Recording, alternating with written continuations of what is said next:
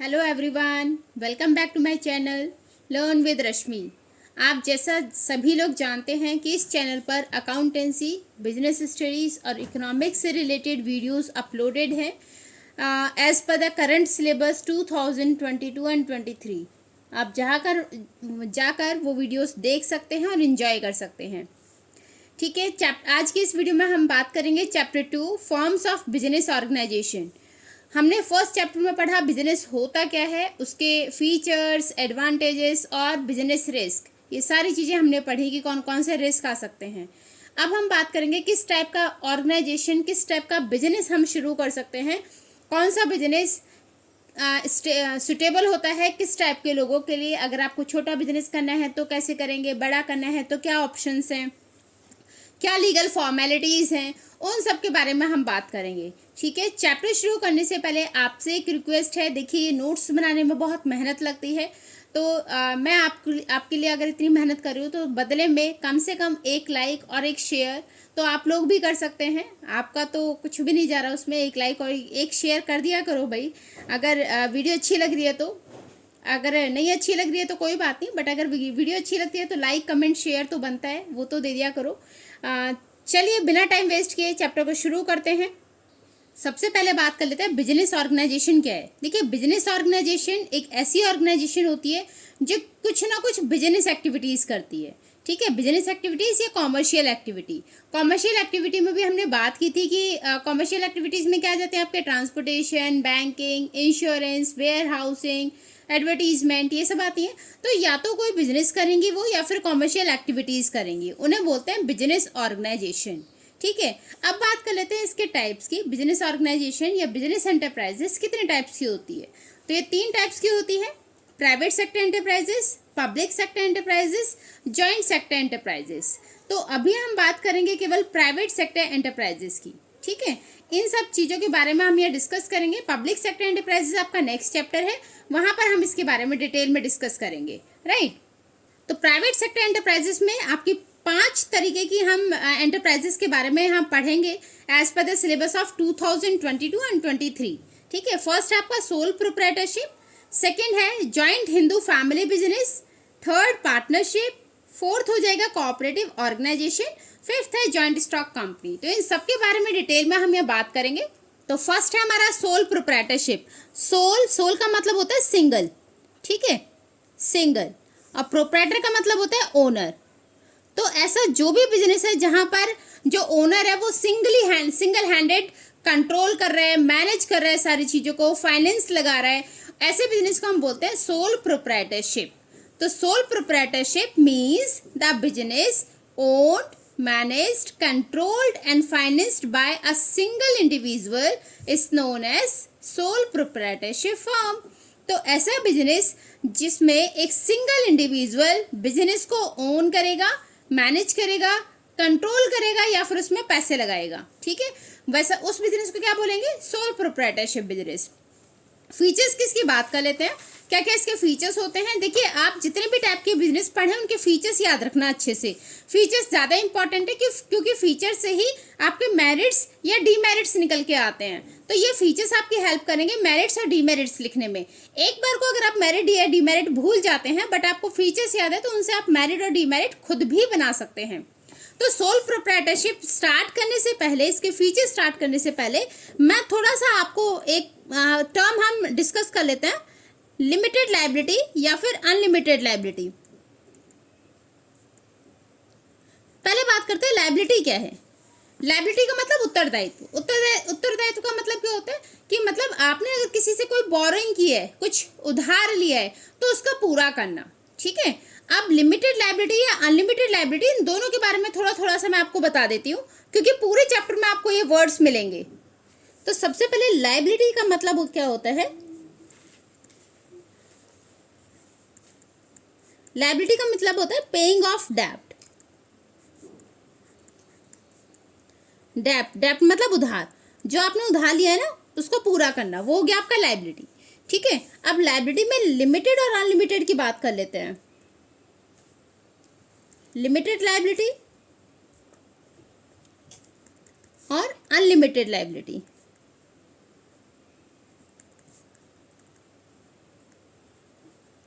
देखिए limited liability में ना आपने जितना उधार लिया है उसके लिए आप अपने बिजनेस से एसेट दे सकते हैं। मतलब आपका जो बिजनेस है उस एसेट को बेचकर आप अपना उधार पूरा कर सकते हैं अगर कोई लॉस होता है तो, ठीक है।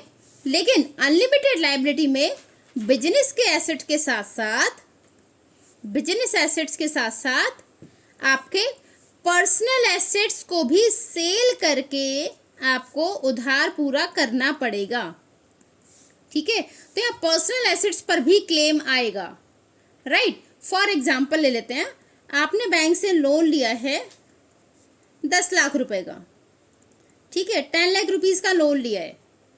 तो अगर आपके पास लिमिटेड लायबिलिटी थी तो आप अपने बिजनेस की जो फर्नीचर है, मशीनरी है, उन्हें बेचकर आप अपना लोन पूरा करेंगे, ठीक है। और फॉर एग्जाम्पल ये 8 लाख का लोन आपने पूरा कर दिया, तो ये 2 लाख के लोन जो बचा है इसमें वो आपके घर आकर ये नहीं बोलेंगे कि अपने घर का फर्नीचर आप बेचो या अपने घर की गाड़ियां बेचो, बाइक बेचो, आपके पर्सनल एसेट पे क्लेम नहीं कर सकते। तो उसे बोलते हैं लिमिटेड लायबिलिटी। अनलिमिटेड लायबिलिटी, आपने अगर ये लोन 10 लाख का लिया था, 8 लाख आपने दे दिया, 2 लाख पेंडिंग है, तो ये 2 लाख ना आपके पर्सनल एसेट से लिए जाएंगे। आपके घर की गाड़ियां बेचनी पड़ सकती हैं, ठीक है, घर का पंखा उतार कर ले जाएंगे वो, राइट। जैसे होता है ना, आपने देखा होगा कि भाई बैंक वाले आए हैं उसके घर पर और उसका घर का सामान लेके चले गए हैं या प्रॉपर्टी जब्त कर ली, तो वो कब होता है? अनलिमिटेड लायबिलिटी में, जब आपकी लायबिलिटीज अनलिमिटेड होती हैं।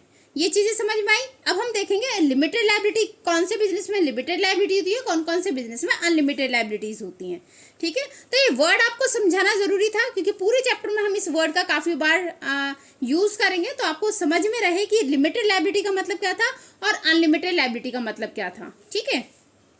तो वापस आ जाते हैं अपने टॉपिक पर। सोल प्रोप्राइटरशिप मतलब ऐसा बिजनेस जिसमें सिंगल ओनर होता है, सिंगल मालिक, अकेला मालिक बिजनेस को कंट्रोल करेगा, मैनेज करेगा, ओन करेगा या उसमें पैसे लगाएगा, ठीक है। फीचर्स की बात करें तो सिंगल ओनरशिप, यहाँ जो मालिक है वो एक ही पर्सन होता है, इंडिविजुअल, इंडिविजुअल की ओनरशिप होती है। तो ओनरशिप में एक ही बंदा होता है जिसका कंट्रोल रहता है पूरे बिजनेस पर। सेकेंड बात करें इंडिविजुअल रिस्क बियरिंग, देखिए अगर बिजनेस में कोई रिस्क होता है तो वो सिंगल पर्सन ही उस रिस्क को बियर करेगा क्योंकि वो अकेला संभाल रहा है पूरे बिजनेस को। तो अगर बिजनेस में रिस्क होता है तो रिस्क भी उसी का होगा, सारा उसी को बियर करना पड़ेगा। नो सेपरेट लीगल एंटिटी, यहाँ लीगल एंटिटी आपकी अलग नहीं है। लीगल एंटिटी से मतलब हो जाएगा, जैसे मैंने अभी एग्जांपल लिया कि 10 लाख का अगर लोन है तो ये लोन आप बिजनेस से तो बेचोगे, बिजनेस से तो पूरा करोगे अपने बिजनेस एसेट से, बट अगर लोन पूरा नहीं होता तो आपके पर्सनल एसेट्स से भी ये लोन रिकवर किया जाएगा। तो यहाँ आपकी अपनी सेपरेट लीगल एंटिटी नहीं होती। वैसे तो बिजनेस हमारा अलग होता है और हमारी अपनी पहचान अलग होती है, लेकिन सोल प्रोप्राइटर के केस में मालिक की पहचान और बिजनेस की पहचान एक ही मानी जाती है। तो अगर आपको कोई लॉस होता है, आपका कोई उधारी थी, तो उस उधारी को पूरा करने के लिए बिजनेस एसेट्स के साथ साथ आपके अपने पर्सनल एसेट का भी क्लेम हो जाएगा, ठीक है। उनको भी आपको यूज करना पड़ेगा उधार पूरा करने के लिए, राइट। तो इसीलिए बोला जाता है कि यहाँ पर कोई सेपरेट लीगल एंटिटी नहीं होती सोल प्रोप्राइटर की, वो उससे बच नहीं सकता, ठीक है। देन फ्रीडम ऑफ ऑपरेशन, भाई अकेला बंदा काम कर रहा है तो ऑब्वियसली फ्री है, वो अपने बिजनेस को अपनी मर्जी से चला सकता है, जैसा मन चाहे उसका वैसे वो बिजनेस को ऑपरेट करेगा। तो ये पूरी फ्रीडम होती है, पूरी आज़ादी होती है उसे काम करने की, उसे किसी से पूछना नहीं है, किसी की परमिशन नहीं लेनी, राइट। देन होता है अनलिमिटेड लायबिलिटी, तो ये पॉइंट इसी से निकल के आता है आपका, जो हमने बात की थी ना, नो सेपरेट लीगल एंटिटी, यहीं से निकल के आता है अनलिमिटेड लायबिलिटी। मतलब अगर लायबिलिटी को पूरा करने के लिए आपके बिजनेस एसेट को यूज करने के बाद भी लॉस बच जाता है, लायबिलिटीज बच जाती हैं, तो आपकी पर्सनल एसेट पर भी क्लेम किया जाएगा। तो वो था हमारा अनलिमिटेड लायबिलिटी। तो सोल प्रोप्राइटरशिप में आपकी जो लायबिलिटीज होती हैं वो अनलिमिटेड होती हैं, आपको उधारी पूरी करनी पड़ेगी। अपने बिजनेस से पूरा करोगे, नहीं होता तो पर्सनल एसेट से पूरा करोगे। देन वन मैन कंट्रोल, एक ही पर्सन का पूरा कंट्रोल होता है पूरे बिजनेस पर, क्योंकि यहाँ एक ही बंदा संभाल रहा है ना, तो एक बंदे का कंट्रोल होता है पूरे बिजनेस पर। स्मॉल साइज आप ये स्मॉल साइज का बिजनेस होता है क्योंकि एक अकेला बंदा कितने बड़े बिजनेस को संभाल सकता है ना। तो यहाँ जनरली आपने देखे होंगे, आपके आसपास जितने भी रिटेलर्स हैं जो सिंगल हैंडेड है, जो एक ही बंदा संभाल रहा है, वो क्या है, आपके सारे सोल प्रोप्राइटरशिप बिजनेस के एग्जाम्पल्स हैं। तो यहाँ पर स्मॉल साइज के आपको बिजनेस देखने को मिलते हैं, बहुत बड़े स्केल पर आपको ये बिजनेस नहीं मिलेगा।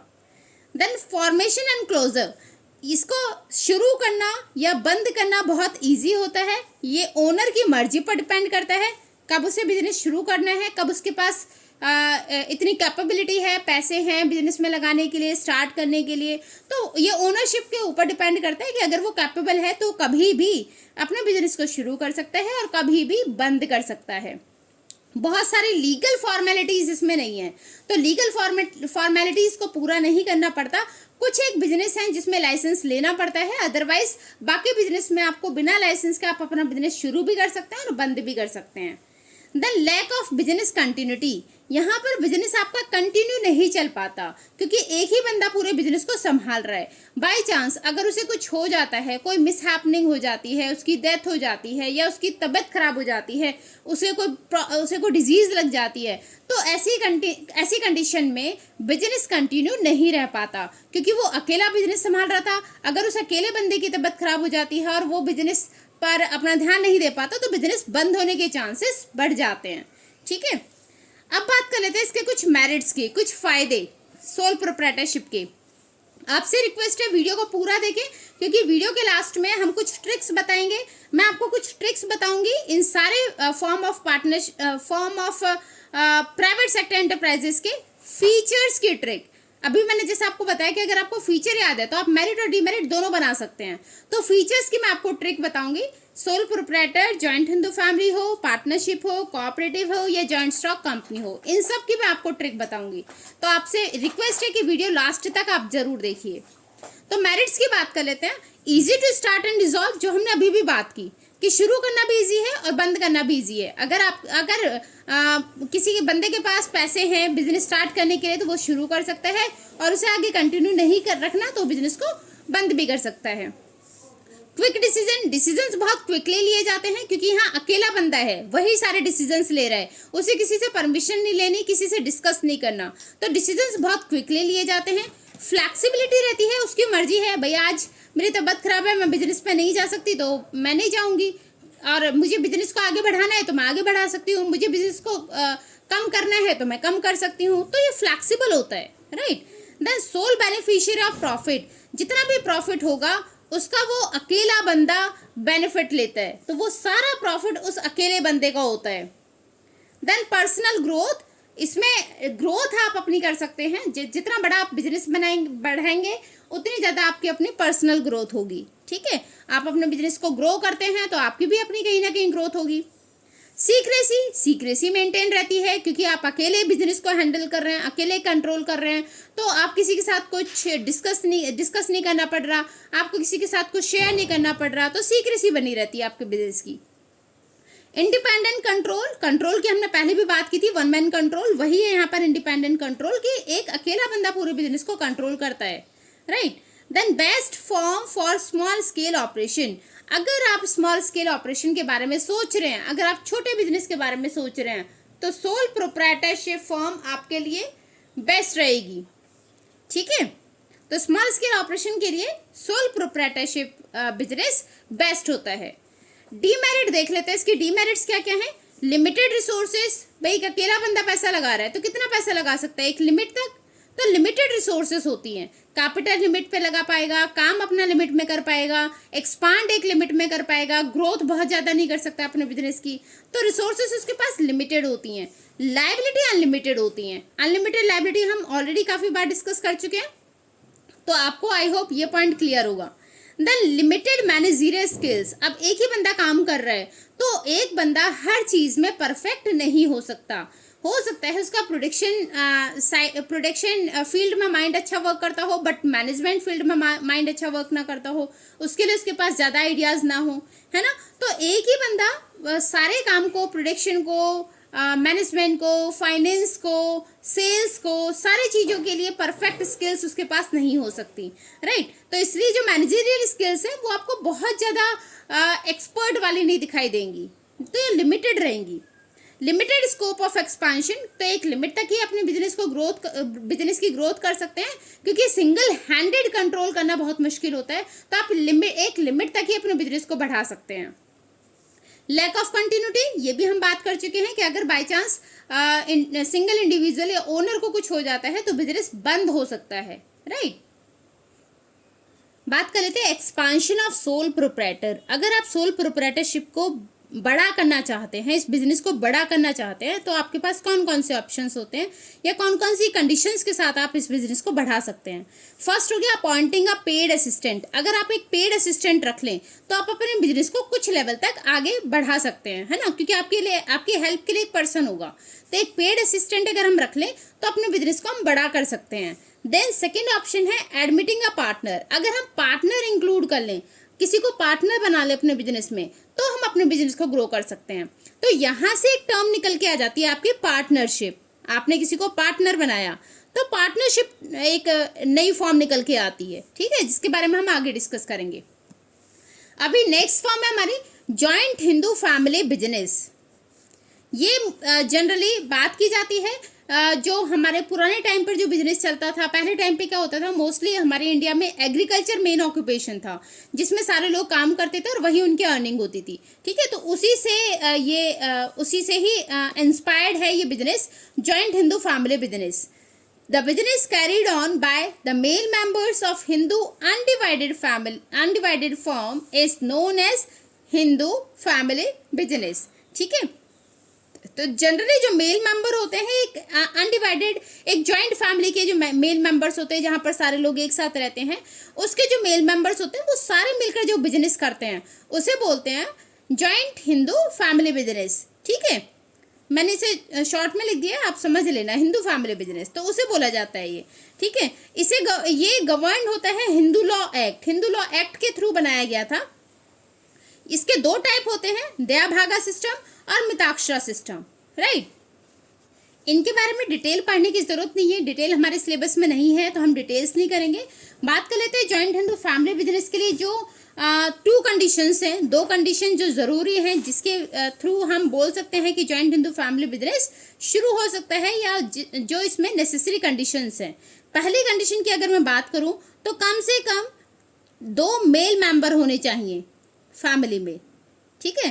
तो at least 2 male members are required, तो कम से कम 2 मेल मेंबर हो। देन सेकंड कंडीशन होती है, second condition for existence of joint Hindu family business. अगर हम जॉइंट हिंदू फैमिली बिजनेस की बात करें तो पहली कंडीशन थी इसके लिए 2 मेल मेंबर का होना। सेकंड थिंग है कि इनके पास कुछ एंसेस्ट्रियल प्रॉपर्टी होनी चाहिए। एंसेस्ट्रल प्रॉपर्टी होती है पुरखों की जमीनें, पुरखों की प्रॉपर्टी, है ना। हमारे जो पूर्वज होते हैं उनकी जो जमीन जायदाद होती है वो मेनली यहाँ बात की जाती है लैंड से, क्योंकि लैंड पर ही एग्रीकल्चर किया जाता है। तो यहाँ लैंड से मतलब है एंसेस्ट्रियल प्रॉपर्टी, एक जमीन होनी चाहिए आपके पास पुरानी, आपके पूर्वजों की, दादा की, परदादा की, ऐसे, राइट। तो 2 मेल मेंबर का होना जरूरी है और एंसेस्ट्रियल प्रॉपर्टी की जरूरत है। तो अगर किसी बिजनेस में ये दोनों चीजें मिलेंगी तो उसे हम बोलेंगे जॉइंट हिंदू फैमिली बिजनेस, जहां पर मेल मेंबर्स काम करते हैं। फीचर्स की मैं बात करूं तो इसके फीचर्स हैं मेंबरशिप बाय बर्थ, मतलब अगर घर में कोई न्यू बॉर्न बेबी भी हुआ है ना तो वो बिजनेस का पार्टनर बन जाता है, जिसे हम बोलते हैं को पर्सनर, ठीक है। को पर्सनर मतलब कोई भी नया मेंबर आता है, कोई भी नया बच्चा घर में अगर जन्म लेता है तो वो भी बाय बर्थ से ही कंपनी का या फर्म का इसका पार्टनर बन जाता है, तो उसे बोलते हैं को पर्सनर, ठीक है। देन मैनेजमेंट बाय कर्ता, यहाँ जो मैनेजमेंट होगा, जो भी इंपॉर्टेंट डिसीजंस होते हैं वो कर्ता लेता है। अब ये कर्ता कौन है? कर्ता होता है senior most person of the family, जो सबसे जो एल्डेस्ट पर्सन होगा ना फैमिली का, उसे बोलते हैं कर्ता, ठीक है। जैसे अगर मेरी फैमिली में सबसे बड़े हमारे बाबा हैं तो बाबा के कौन होंगे? कर्ता, ठीक है। आपकी फैमिली में अगर सबसे बड़े आपके पापा हैं तो कौन होंगे? वो कर्ता। ताऊ जी हैं तो वो कौन होंगे? कर्ता, ठीक है। जो सबसे बड़ा एल्डेस्ट पर्सन होगा ना फैमिली का, वो होता है कर्ता, तो वही सारा मैनेजमेंट देखता है। Then no limit on the number of members के ऊपर कोई लिमिट नहीं है, कितने भी मेंबर्स बन सकते हैं। मतलब जैसे सपोज अभी तो एक ही बाबा हैं, ठीक है, इनके अंडर इनके 2 बच्चे हुए, फिर उनके 2 बच्चे हुए, फिर उन दोनों के 2 बच्चे हुए, ठीक है। तो ऐसे इसकी कोई लिमिट नहीं है मेंबर्स की, राइट। तो limited liability for all except कर्ता, कर्ता की लायबिलिटी अनलिमिटेड है, बाकी सबकी लायबिलिटीज लिमिटेड होती हैं क्योंकि कर्ता ही सारे डिसीजंस ले रहा है। तो अनलिमिटेड लायबिलिटी मतलब अगर लॉस होता है तो कर्ता के पर्सनल एसेट्स पर क्लेम होगा, बाकी जो पार्टनर हैं उनके पर्सनल एसेट्स पर कोई क्लेम नहीं आएगा, ठीक है। तो कर्ता की तो अनलिमिटेड लायबिलिटी होती है, बाकी सबकी लिमिटेड होती है। देन माइनर मेंबर्स अलाउड, यहाँ पर माइनर मेंबर भी अलाउड होता है, मतलब जैसे मैंने अभी बात की कि अगर कोई न्यू बॉर्न बेबी है तो वो भी पार्टनर बन गया, ठीक है। तो माइनर मेंबर्स अलाउड होते हैं। Right of members to inspect account, सारे जो मेंबर्स हैं उन सबको ये राइट होता है कि वो सारे अकाउंट्स को, सारी जो रिकॉर्डिंग्स हैं, ट्रांजेक्शन्स हैं, उनकी जांच कर सकते हैं, देख रेख कर सकते हैं। रजिस्ट्रेशन नॉट रिक्वायर्ड, इसकी रजिस्ट्रेशन की जरूरत नहीं होती, ठीक है। परपेचुअलिटी का मतलब होता है कंटिन्यूटी, तो बिजनेस इसमें लगातार चलता रहता है क्योंकि अगर बाय चांस करता है, मेरे बाबा हैं, ठीक है, उनकी अगर किसी भी रीज़न से उनकी एज 90 आसपास चल रही थी, उनकी डेथ हो जाती है, तो उनके बाद जो सीनियर मोस्ट होंगे ना पर्सन, जो सबसे बड़ा बंदा होगा उनके बाद, फॉर एग्जांपल मेरे ताऊ जी हैं यहाँ पर, ठीक है, तो ये ताऊ जी मेरे कर्ता बन जाएंगे, ठीक है, इनके बाद। तो नेक्स्ट पर्सन जो उसके बाद जो सबसे बड़ा बंदा होगा वो कर्ता बन जाता है। तो ये बिजनेस कंटिन्यू चलता रहता है, ठीक है। पार्टनरशिप, अभी जैसे हमने बात की थी कि सोल प्रोप्राइटरशिप में एक ऑप्शन होता है अपने बिजनेस को ग्रो करने का, जिसमें वो पार्टनर बना सकता है।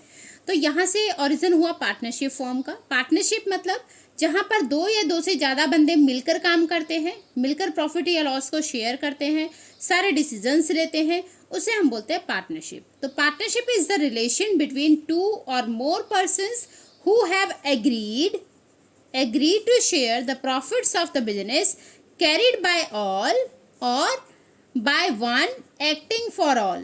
अब देखिए यहाँ पर हमारी 3 चीजें हैं। एक तो एग्रीड टू शेयर, एग्रीमेंट होता है 2 या 2 से ज्यादा लोगों के बीच में।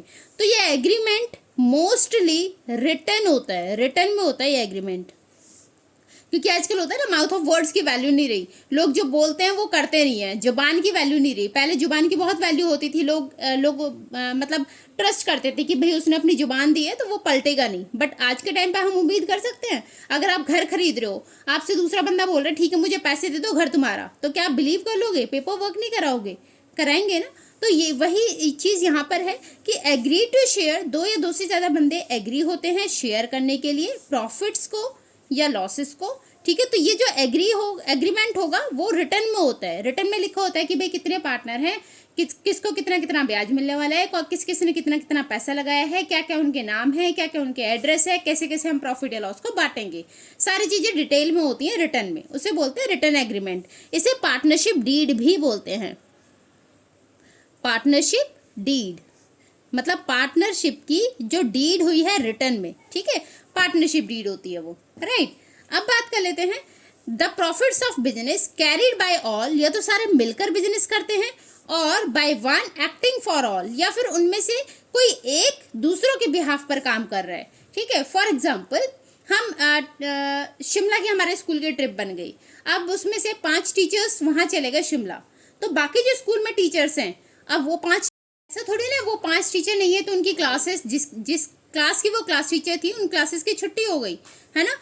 क्या किया जाएगा, स्कूल क्या करेगा, उन 5 टीचर्स का सब्स्टिट्यूशन लगाएगा, मतलब उन 5 के बिहाफ पर कोई दूसरे टीचर्स तब तक क्लासेस को संभालेंगे, है ना।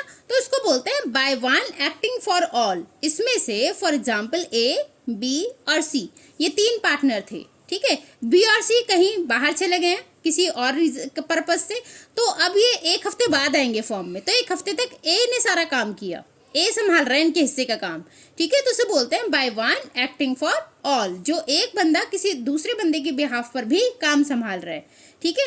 तो एक ऐसा बिजनेस जहां पर 2 या 2 से ज्यादा बंदे होंगे, 2 या 2 से ज्यादा पर्सन्स मिलेंगे, जिनके बीच में एक एग्रीमेंट होता है, किसको लेकर, प्रॉफिट या लॉस शेयरिंग को लेकर, ठीक है। ये एग्रीमेंट रिटन होता है, ओरल भी हो सकता है, ठीक है। रिटर्न में होगा तो उसे बोलते हैं पार्टनरशिप डीड। इसमें क्या होता है, या तो सारे बंदे मिलकर काम करते हैं या फिर कोई एक करेगा उन सबके बिहाफ पर, ठीक है। तो ऐसे बिजनेस को हम बोलते हैं पार्टनरशिप। अब इसके फीचर्स की अगर मैं बात करूं तो पहला है number of partners. Number of partners देखिए, मिनिमम पार्टनर्स कम से कम 2 होने चाहिए। एक अकेला बंदा तो सोल प्रोप्राइटर हो जाएगा। अगर 2 बंदे हैं या 2 से ज्यादा हैं तो मिनिमम आपके कम से कम कितने होने चाहिए, 2 पर्सन्स होने चाहिए कम से कम। मैक्सिमम अगर मैं बात करूं मैक्सिमम पार्टनर्स की, तो एज पर रूल 10 ऑफ कंपनी एक्ट 2014 इसके अकॉर्डिंग स्पेसिफाई किया गया है, क्लियर किया गया है कि 50 आपके जो पर्सन होंगे वो मैक्सिमम होंगे, 50 से ज्यादा पर्सन्स नहीं होने चाहिए आपके पार्टनरशिप में, ठीक है। तो 2 बंदे मिनिमम और 50 मैक्सिमम। एग्रीमेंट जैसे हम बात कर रहे थे, तो अगर इन पार्टनर्स के बीच में एग्रीमेंट होता है, ये एग्रीमेंट ओरल या रिटन दोनों होता है, बट मोस्टली पार्टनर्स रिटन को कंसीडर करते हैं क्योंकि उसमें झगड़ों के चांसेस कम होते हैं, कन्फ्लिक्ट के चांसेस कम हो जाएंगे। तो ओरल या रिटन दोनों होता है, ठीक है। ओरल भी हो सकता है, ये रिटन भी हो सकता है। अगर रिटन है तो उसे हम बोलते हैं पार्टनरशिप डीड, जिसमें सारी डिटेल्स होती हैं कि क्या क्या आपके बीच में पार्टनर्स के बीच में किस किस चीज़ों के लेकर सहमति बनी है, किस किस चीज़ों को लेकर आपका कांटेक्ट हुआ है, ठीक है। Next, lawful business. अब ये 4-5 लोग मिलकर या 50 लोग मिलकर जो बिजनेस करेंगे ये लीगल होना चाहिए। ऐसा नहीं है 50 लोग मिलकर प्लान बना रहे हैं कि चलो भाई बैंक लूट कर आते हैं और वो बोलो कि हम तो पार्टनरशिप बिजनेस कर रहे थे, है ना। तो वो पार्टनरशिप बिजनेस नहीं होगा। पार्टनरशिप बिजनेस आपका लीगल होना चाहिए। तो ऐसे नहीं आप रॉबरी कर सकते हैं, उसमें इलीगल हमारा एक्टिविटी नहीं होगी। प्रॉफिट शेयरिंग, सारे पार्टनर्स मिलकर प्रॉफिट को शेयर करते हैं। जितने भी पार्टनर्स होंगे उन पार्टनर्स में वो प्रॉफिट शेयर किया जाता है। ये डिपेंड करता है आपके कॉन्टेक्ट के ऊपर। अगर उसमें रेशियो डिफाइन था कि भाई किसको कितना कितना 2:1 रेशियो में आप बांट रहे हैं या फिर बराबर इक्वल रेशियो में आप बांट रहे हैं, तो ये डिपेंड करता है उनकी जो यहाँ पर ये जो एग्रीमेंट हुआ था, ठीक है, इस पर। द लाइबिलिटी एक पार्टनर की तो अनलिमिटेड लाइबिलिटी होती है, बाकी सबकी लिमिटेड लाइबिलिटी होगी।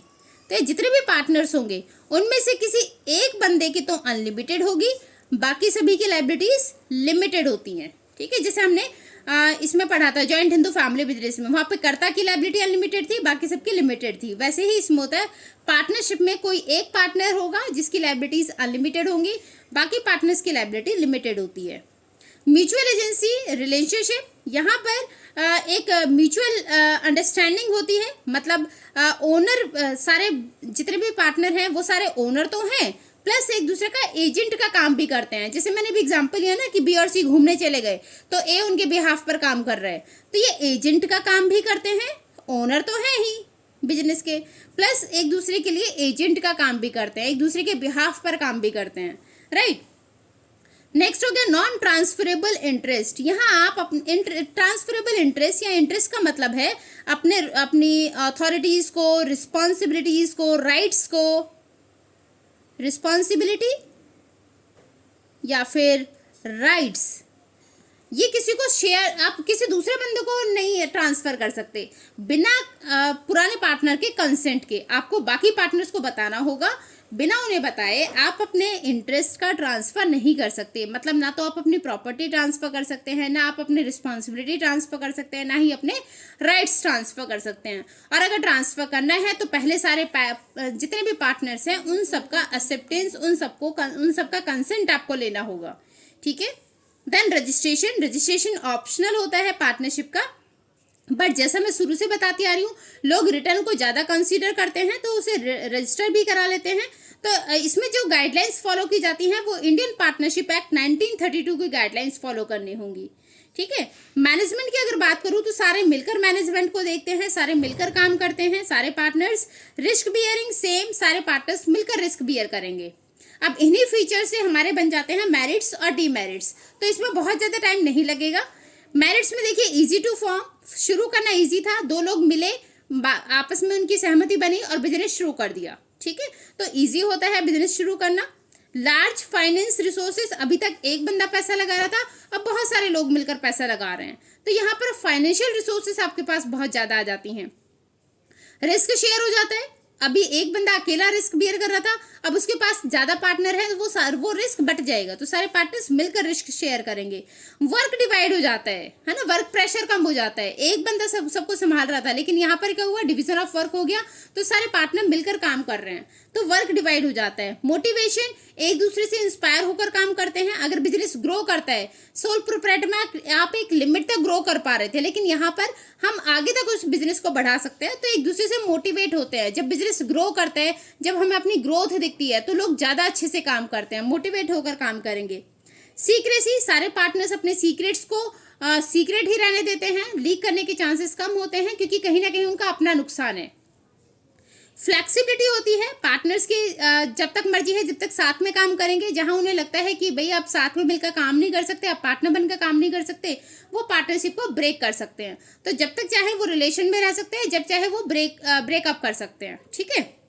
मोर स्कोप फॉर एक्सपांशन, एक्सपांशन का स्कोप ज्यादा होता है, क्योंकि 50 मेंबर्स, हमने यहाँ देखा कि 50 मेंबर्स मैक्सिमम है, सारे बंदे मिलकर पैसे लगा रहे हैं, सारे बंदे मिलकर बिजनेस को संभाल रहे हैं, तो ऑब्वियसली आप अपने बिजनेस को काफी बड़ा कर सकते हैं, एक्सपांड कर सकते हैं।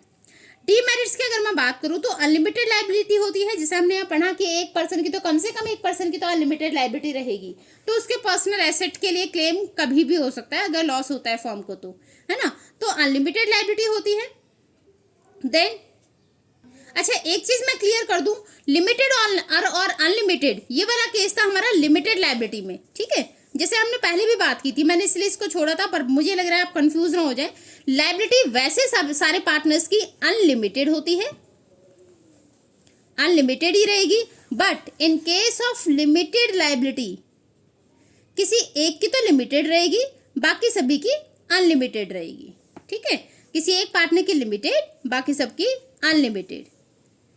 क्लियर? तो अनलिमिटेड लाइबिलिटी, अगर हमारी पार्टनरशिप अनलिमिटेड लाइबिलिटी वाली थी, तो सारे ही पार्टनर्स की लाइबिलिटी अनलिमिटेड रहेगी, और अगर लिमिटेड वाली पार्टनरशिप है, तो एक पार्टनर की तो अनलिमिटेड रहेगी, बाकी सबकी लिमिटेड रहेगी, बाकी जो रेस्ट है उन सबकी लिमिटेड लाइबिलिटी रहेगी, ठीक है। ये एक पार्टनर अनलिमिटेड, बाकी पार्टनर लिमिटेड। हाँ, हो सकता है मैंने फ्लो में थोड़ा सा गड़बड़ कर दिया हो, तो वो प्लीज आप देख लेना।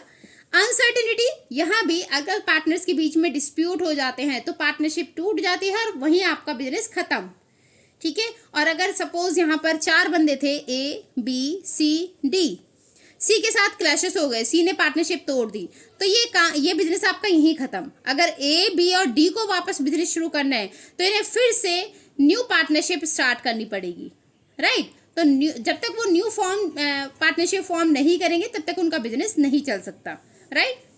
तो अगर डिस्प्यूट होते हैं या फिर कोई भी प्रॉब्लम आ जाती है, कोई एक पार्टनर इंसॉल्वेंट हो गया, दिवालिया हो गया, दिवालिया होने का मतलब होता है कर्जा बहुत ज्यादा चढ़ जाना, जब आप उसे बियर ना कर पाए, उसे बोलते हैं दिवालिया हो जाना, ठीक है। या कोई मेंटली स्टेबल नहीं है, या किसी ने कोई क्राइम कर दिया है, तो ऐसी कंडीशन में पार्टनरशिप टूट जाती है, तो वो पार्टनरशिप आपकी कंटिन्यू नहीं रहती, तो बिजनेस आपका खत्म, ठीक है। तो अगर शुरू करना है, तो वापस नए सिरे से आपको पार्टनरशिप करनी पड़ेगी, फिर आप अपना बिजनेस को शुरू कर सकते हैं।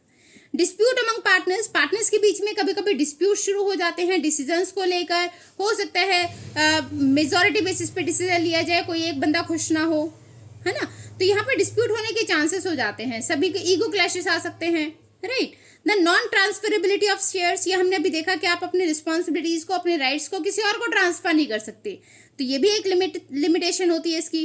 Then risk of mutual agency, अब ये इसमें क्या रिस्क हो सकता है, अभी तक हमने म्यूचुअल एजेंसी में पढ़ रहे थे कि भाई कोई एक बंदा दूसरे बंदों के बिहाफ पर काम कर सकता है, लेकिन अगर वो अपनी दुश्मनी निकाल ले, पर्सनल अपने पर्पस को सॉल्व कर दे, वो जानबूझ के आपका नुकसान कर दे, तो उसमें रिस्क भी हो सकता है, रिस्क ऑफ म्यूचुअल एजेंसी भी है ना।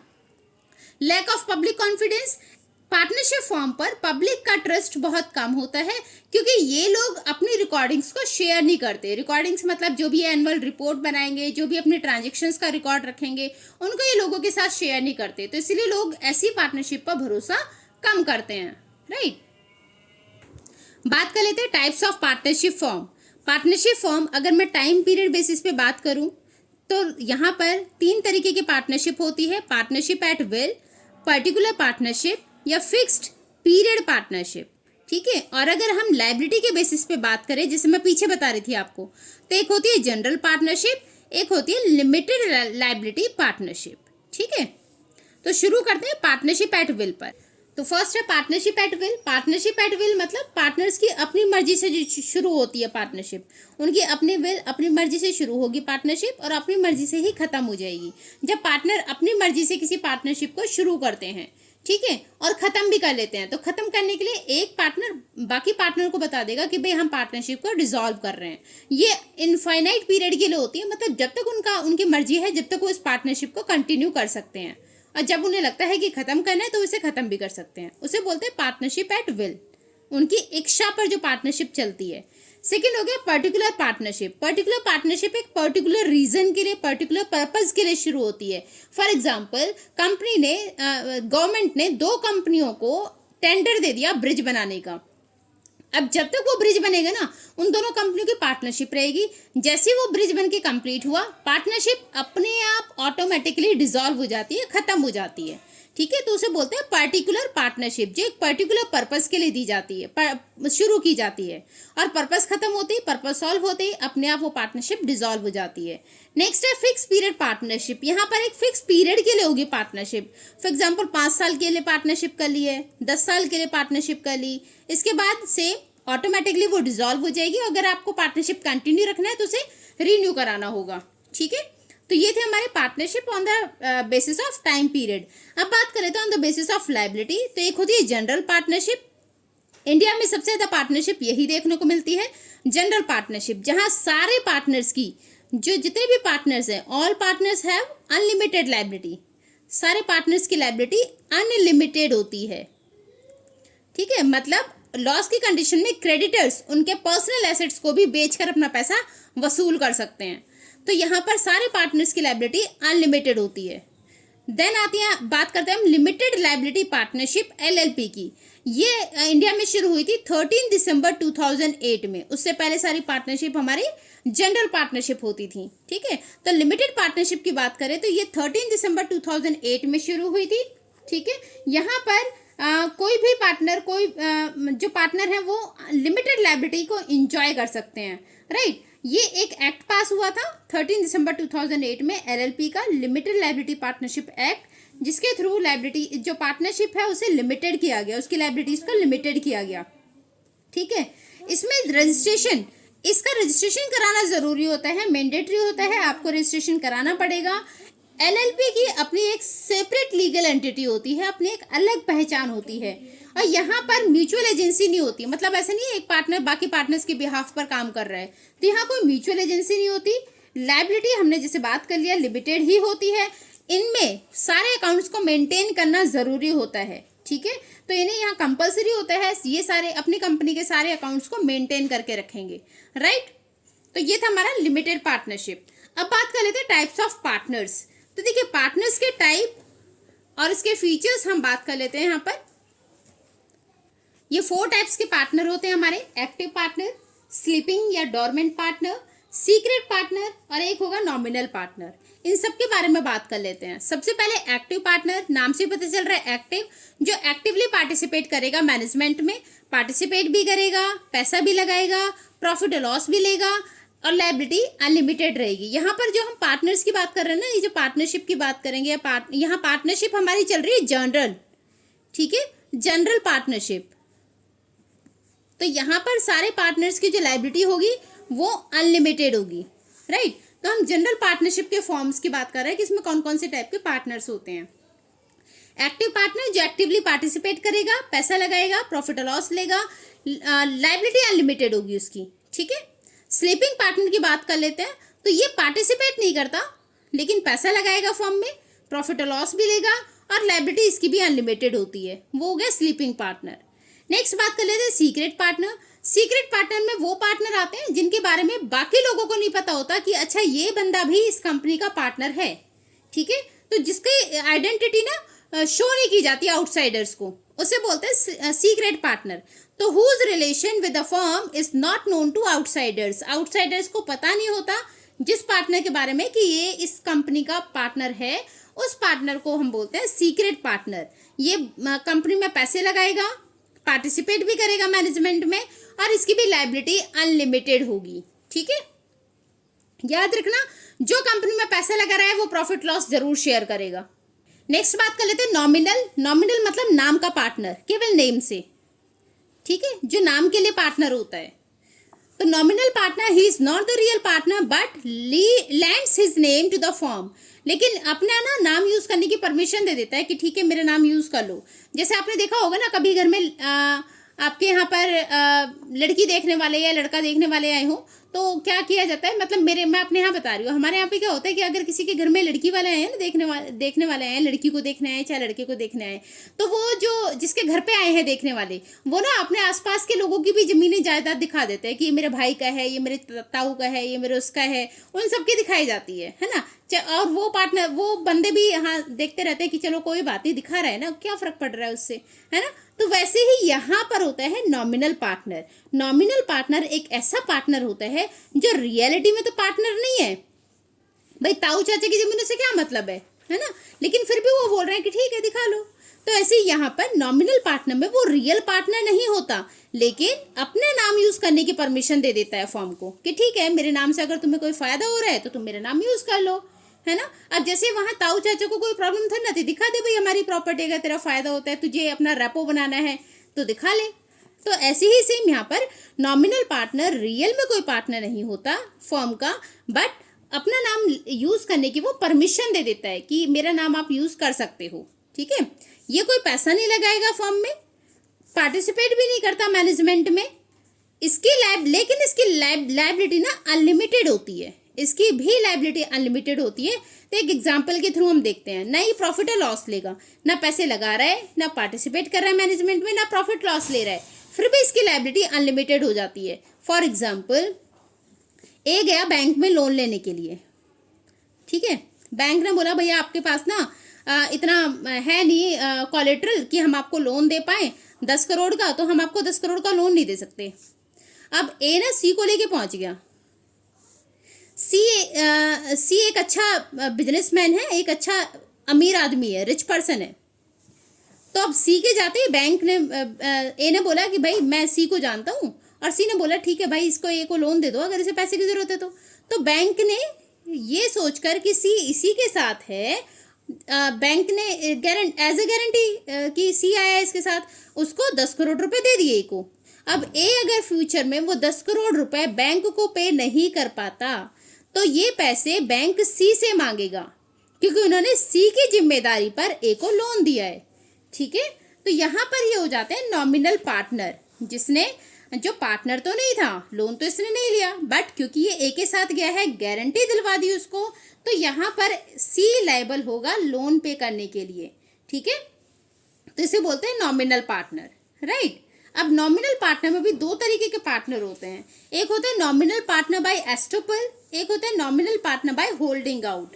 नॉमिनल पार्टनर बाय एस्टोपल में है who accept that he is a partner in partnership firm by his own words. अब यहाँ ए बैंक में गया था लोन लेने के लिए सी को साथ लेकर, तो सी ने मना नहीं किया कि अगर ए पे नहीं कर पाएगा तो भाई मैं क्यों दूं लोन, है ना। ए ने सी इसके साथ सारी टर्म्स एंड कंडीशंस पर था, इसने कहीं डिनाई नहीं किया, कहीं मना नहीं किया कि आप लोन क्यों दे रहे हो, मेरे बिहाफ पर मत दो। ये मतलब ये साइलेंट था, इसका मतलब कहीं ना कहीं इसने ऐसा अपना एक्सेप्टेंस दिया है, अपनी एग्री हुआ है उनकी टर्म्स एंड कंडीशंस पर। ठीक है, तो nominal partner who accept that he is a partner in partnership firm by his own words. तो सी ने यहाँ कहा था कि ठीक है भाई ए को लोन दे दो, नहीं देगा तो हम दे देंगे तुम्हारे पैसे, है ना। तो यहाँ पर जो ये सी है, सी कौन होगा, नॉमिनल पार्टनर बाय एस्टोपल। ठीक है, जो अपने वर्ड से शो कर देता है कि वो भी उसका पार्टनर है। तो ये लायबल होता है for the debts which the firm gets because of his reputation. अब उसकी रेपुटेशन की वजह से फर्म को जो लोन मिला, अगर पार्टनर उस लोन को पे नहीं कर पाते तो फिर ये बंदा उस लोन को पे करने के लिए लायबल होगा। ठीक है, तो इसे बोलते हैं नॉमिनल पार्टनर बाय एस्टोपल, जो अपनी रेपुटेशन की हेल्प से पार्टनर्स की हेल्प कराता है और उन्हें शो ऑफ कराता है कि वो भी एक पार्टनर है फर्म का, तो लायबिलिटीज के लिए वो भी लायबल होगा, उसके ऊपर भी अनलिमिटेड लायबिलिटीज होती हैं। नेक्स्ट आ जाता है nominal partner by holding out, who does not call himself as a partner but does not object when others call him as a partner in the firm. जो अपनी एक्सेप्टेंस तो नहीं दे रहा कि मैं पार्टनर हूं, बट डिनाई भी नहीं कर रहे। यहाँ इसने अपनी एक्सेप्टेंस दे दी। यहाँ इसने बोला, सी ने बैंक से बोला कि भाई ए को लोन दे दो, अगर ये नहीं देगा तो मैं दे दूंगा इसके बदले में, ठीक है। यहाँ इसने अपनी एक्सेप्टेंस दी। यहाँ पर क्या कंडीशन हो गई है कि यहाँ पर ये एक्सेप्टेंस तो नहीं दे रहा बट मना भी नहीं कर रहा है, डिनाई भी नहीं कर रहा है कि वो उसका पार्टनर नहीं है, ठीक है। तो यहाँ पर ए बैंक से फिर से लोन ले रहा है, सी यहीं पर है साथ में। सी ने ये तो नहीं बोला कि इसके साथ पार्टनर है, बट मना भी नहीं किया, ठीक है। बैंक ने सी को देखा और इसे ए को लोन दे दिया। अब सी के साथ उसके ट्रांजेक्शन अच्छे थे, जानता था सी तो एक अमीर आदमी है, बड़ा बिजनेसमैन है, तो इसे देखकर इसने ए को लोन दे दिया। अब यहाँ सी ने डिनाई नहीं करा, ना तो ये कहा है कि मैं पार्टनर हूँ, ना तो ये कहा है कि भाई मैं गारंटी देता हूँ, ना मना कर रहा है, ठीक है। यहाँ पर क्या था, यहाँ सीधे सीधे सी ने गारंटी दे दी थी कि ठीक है अगर ए लोन नहीं देता तो मैं उसके बिहाफ पर पे कर दूंगा। लेकिन यहाँ पर सी ना तो गारंटी दे रहा है, ना ही एक्सेप्ट डिनाई कर रहा है। तो यहाँ पर भी सी ऐसे पार्टनर को बना जाता है nominal partner by holding out. अब क्योंकि यहाँ इसने डिनाई नहीं किया, इसीलिए ये भी लायबल होगा डेब्ट्स को पे करने के लिए। इसकी भी लायबिलिटी अनलिमिटेड होंगी, क्योंकि ए ने जो लोन लिया है वो सी को देखकर मिला है, उसे लोन सी के बिहाफ पर उसे लोन मिला है, सी की वजह से उसे लोन मिला है, ठीक है। तो यहाँ सी लायबल होगा पे करने के लिए। तो छोटा सा माइनर डिफरेंस है, बस वो याद रखना। यहाँ पर जो पार्टनर होता है वो बताता है, वो खुद बोल देता है अपने वर्ड से कि हाँ मैं पार्टनर हूँ, जबकि है नहीं। यहाँ पर वो बोलेगा तो नहीं कि मैं पार्टनर हूँ, बट मना भी नहीं करेगा। तो इसे क्या बोलेंगे, nominal partner by holding out. अब बात कर लेते हैं माइनर पार्टनर। माइनर पार्टनर कौन होता है? पार्टनरशिप में किसी माइनर पार्टनर को अलाउ नहीं किया जाता पार्टनर बनने के लिए as per the partnership act, ठीक है। ये केवल बेनिफिशियरी का काम कर सकता है पार्टनरशिप फॉर्म में, ठीक है। बेनिफिशियरी मतलब प्रॉफिट होगा तो लेगा, लॉस होगा तो इसे लॉस नहीं दिया जाएगा, बियर नहीं कराया जाएगा जब तक कि इसकी एक पर्टिकुलर एज ना हो जाए, ठीक है। तो डू नॉट कंट्रीब्यूट कैपिटल, ये कैपिटल कंट्रीब्यूट नहीं करेगा। Do not allow to participate in management, ना मैनेजमेंट में पार्टिसिपेट करता है। लायबल टू आउटसाइडर, लेकिन आउटसाइडर्स के लिए लायबल होगा, ठीक है, लायबिलिटी इसकी भी बनेगी। Doesn't get any share in loss, loss में से इसे कोई शेयर नहीं मिलेगा, बट प्रॉफिट में इसका शेयर होगा, ठीक है, प्रॉफिट में रहेगा इसका share. After attaining the age of majority, जैसे ही ये मेजॉरिटी की एज पर आ जाएगा उसे पब्लिक नोटिस में बताना होगा कि वो इस फॉर्म का पार्टनर है या नहीं है। मतलब अभी भी फॉर्म के साथ इसकी पार्टनरशिप है या फिर वो अब पार्टनर नहीं रहना चाहता, तो ये उसे एक पब्लिक नोटिस के थ्रू बताना पड़ेगा। अगर वो ऐसा नहीं करता तो उसे बाकी पार्टनर की तरह ट्रीट किया जाएगा। मतलब अभी तक तो उसे केवल प्रॉफिट में शेयर मिल रहा था, आगे आने वाले टाइम में उसे लॉस में भी शेयर दिया जाएगा, लायबिलिटीज उसकी भी अनलिमिटेड रहेंगी, ठीक है। तो अगर उसे पार्टनर नहीं बने रहना तो उसे पब्लिक नोटिस के थ्रू बताना होगा कि वो अब फ्यूचर में इस कंपनी के साथ पार्टनरशिप में नहीं है। अगर ऐसा नहीं करता तो उसे पार्टनर माना जाएगा, ठीक है, क्लियर। अब बात करते हैं formation of partnership form. Partnership form को कैसे फॉर्म किया जाता है, कैसे बनाया जाता है। देखिए हम ये पहले ही बात कर चुके हैं कि partnership form oral as well as written होती है। या तो ओरली पार्टनर्स के आपस में एक एग्रीमेंट हो जाता है कि कितना रेशियो वो लेंगे, क्या वो पैसे लगाएंगे, कितनी कैपिटल कंट्रीब्यूट करेंगे, कितना प्रॉफिट लॉस शेयर करेंगे, किसको कितना इंटरेस्ट मिलेगा, इन सारी चीज़ों को लेकर ओरल भी एग्रीमेंट हो जाता है। और बट रिटन एग्रीमेंट कराना ज़्यादा पसंद करते हैं पार्टनरशिप में, क्योंकि वहाँ पर कुछ बेनिफिट्स हैं जो आपको मिल जाते हैं। उन बेनिफिट्स की बात हम आगे करेंगे। तो अभी देख लेते हैं फॉर्मेशन ऑफ पार्टनरशिप फॉर्म। तो सबसे पहले क्या होता है, form by signing of agreement called partnership deed. ये हम बात कर चुके हैं कि एक एग्रीमेंट साइन होगा रिटन में, जिसको हम बोलते हैं पार्टनरशिप डीड, जिसमें सारी इंफॉर्मेशन दी होती है कि आप किस किस के साथ पार्टनरशिप कर रहे हैं, कौन कौन पार्टनर होगा, कहाँ कहाँ वो रहता है, कौन कितने पैसे लगाएगा, सबका साइन होता है इस पर पार्टनरशिप डीड पर। रूल्स एंड रेगुलेशन सारे लिखे होते हैं, किसको कितना रेशियो मिलेगा, किसकी क्या राइट्स होंगी, क्या ड्यूटीज होंगी, और अगर डिस्प्यूट होता है तो उसे कैसे सॉल्व किया जाए, वो सारी चीज़ें होती है डिटेल में, ठीक है, रिटर्न में, उसे बोलते हैं पार्टनरशिप डीड। तो सबसे पहले तो एक एग्रीमेंट साइन होता है सारे पार्टनर्स के बीच में, पार्टनरशिप डीड। इसके बाद में रजिस्ट्रेशन, जैसे कि मैंने आपको बताया कि रजिस्ट्रेशन ऑप्शनल है, फिर भी अगर कंपनी रजिस्टर कराना चाहती है, रिटर्न में कराना चाहती है सारी चीज़ें, तो कंपनी को रजिस्ट्रार के यहाँ अप्लाई करना पड़ेगा, एक एप्लीकेशन फॉर्म फिल करके देना होगा इसी से रिगार्डिंग, रजिस्ट्रेशन से रिगार्डिंग। वहाँ पर कुछ डॉक्यूमेंट्स, उसे डॉक्यूमेंट की कॉपी उसे लगानी होती है, जैसे address of principal place of work, कहाँ पर अभी आप काम कर रहे हैं, कोई और जगह है जहाँ पर आप ये सेम बिजनेस कर रहे हैं, डेट क्या थी एडमिशन ऑफ पार्टनर्स की, जिस दिन आप पार्टनरशिप में आए वो डेट क्या थी, नेम और एड्रेस क्या क्या है पार्टनर्स का, ड्यूरेशन क्या है आपके पार्टनरशिप की, टाइम पीरियड, टाइम बेसिस पे हमने देखा था ना पार्टनरशिप एट विल, पर्टिकुलर और फिर फिक्स टाइम पीरियड, तो उसके अकॉर्डिंग ड्यूरेशन क्या है आपके पार्टनरशिप की वो आपको बताना होगा।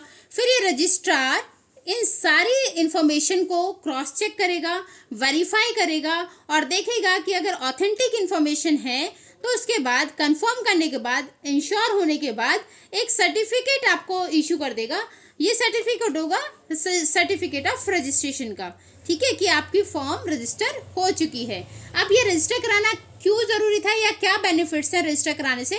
देखिए, अगर 3 पार्टनर के बीच में कोई झगड़ा हो जाता है कल को, सपोज ए और सी ने सारा प्रॉफिट बांट लिया, बी को नहीं दिया कुछ भी, तो बी के पास कोई प्रूफ नहीं होगा जिसके लिए ए और सी को क्लेम कर पाए, ए और सी से पैसे मांग पाए, है ना। तो ये रिटर्न में अगर इनके पास होगा तो इस बी के पास प्रूफ होगा और ए और सी को ये पता रहेगा कि ये क्लेम कर सकता है हमारे ऊपर, है ना। तो डिस्प्यूट होने के चांसेस कम होते हैं, चीटिंग होने के चांसेस कम हो जाते हैं। कोई भी पार्टनर किसी दूसरे पार्टनर के ऊपर क्लेम नहीं कर सकता अगर उनके पास उनकी फॉर्म रजिस्टर्ड नहीं है तो, ठीक है। ना ही किसी और के लिए, किसी और पार्टनर के लिए, किसी थर्ड पार्टी को ये क्लेम कर सकते हैं डेब्ट के लिए, उधार के लिए।